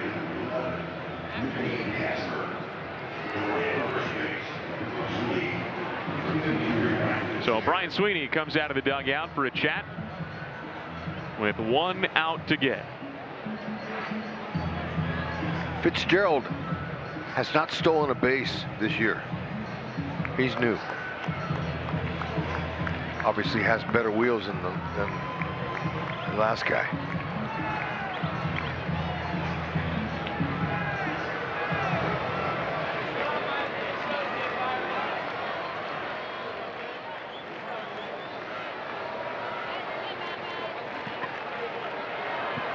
Here we go. Royals up 2-1. Ball 1. And Estevez has missed with 5 straight pitches. Gasper 2 for 7 off the bench.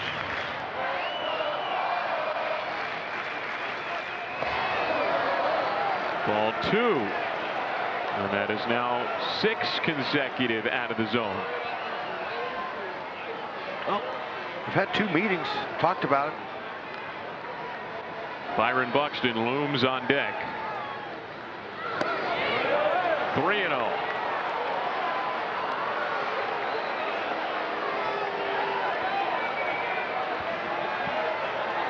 Estevez got the first 2 outs without much issue. And a 4-pitch 2-out walk.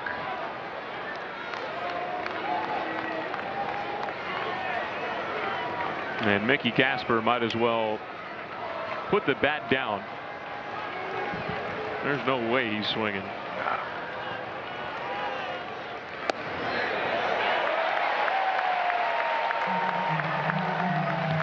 He might even take another one. Wouldn't you? In his spot with Buxton on deck. Right.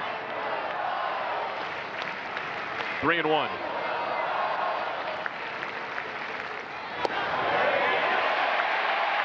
Go right after him. That's it. This time of game, that's what you got to do. And all the saves he's got in his career, he knows what to do.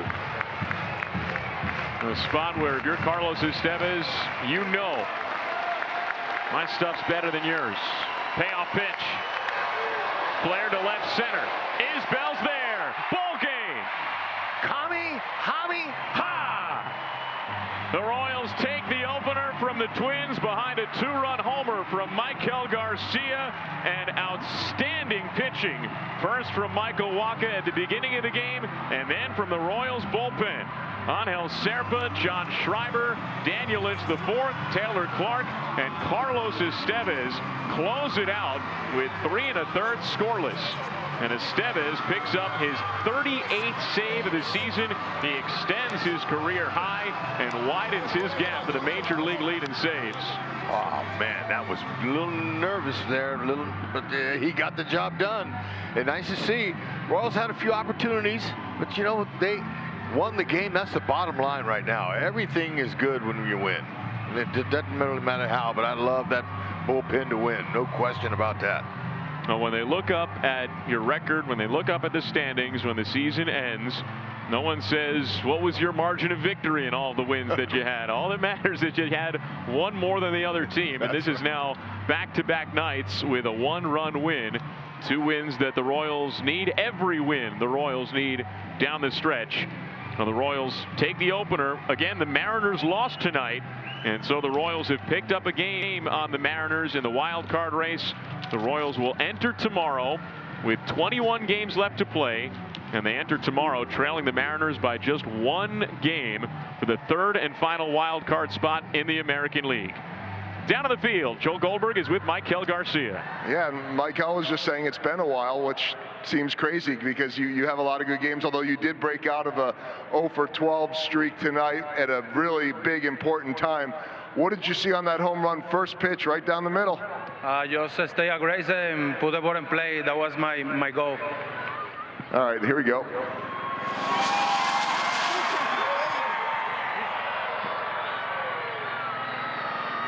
Michael, with one word that we all could understand, freezing. But it feels good, I know, in a win. You're always ready, and you got to figure out, you know, you're going to be a little patient, you're going to be aggressive. What was it about that moment? I think Pablo Lopez is a great pitcher. He throws a lot of strikes, just stay aggressive all game, and he give me a pitch that I can hit, and I just get a bunch and hit a homer, yeah. Yeah, you know there aren't going to be a lot from him, so you have to take advantage of it. What about your pitcher, Michael Waka, doing what he does every 5 days? I mean, he do a great job, and we know him. He execute every pitch, and we play good defense for him.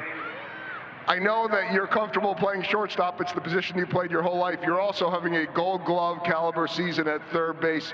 What happens when you switch over to shortstop? Bobby has some back spasms. How quickly do you have to shift into shortstop mode? Everything is about the team, you know. If somebody's get hurt and they need me and wherever they want me, I just go there and play and help the team win. That's the mentality. Real quick, nice play on defense there, and then Carlos Estevez always seems to find the way. What makes him so good? He's a great. He attacks every hitter, and he doesn't have afraid to throw the fastball right in the middle. Great job tonight. Go warm up. Thanks, Michael. Thank you, guys. All right, Michael Garcia powering the offense and the defense, and the Royals one game out of the wild card. Thanks very much, Joel. Just enough offense for the Royals again tonight. They hang a loss on Pablo Lopez. Michael Waka picks up the win, and so do the Royals. A 2-1 victory tonight over the Twins.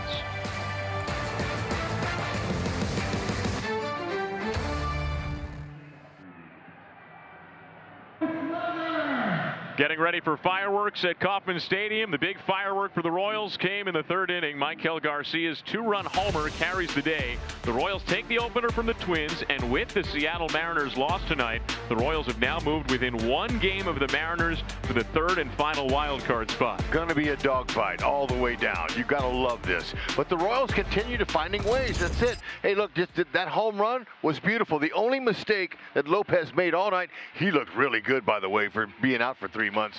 He was solid. The Royals put a rare loss on him, but man, they hung on. The bullpen to win was fantastic. Loved how they executed. A sense of urgency is kicked in here, and it needs to stay that way the rest of the way. It was just enough offense. Michael Waka was really solid. He was 1 out shy of a quality start, but like you said, the bullpen now back-to-back nights, and really the second half of this season has been such a force.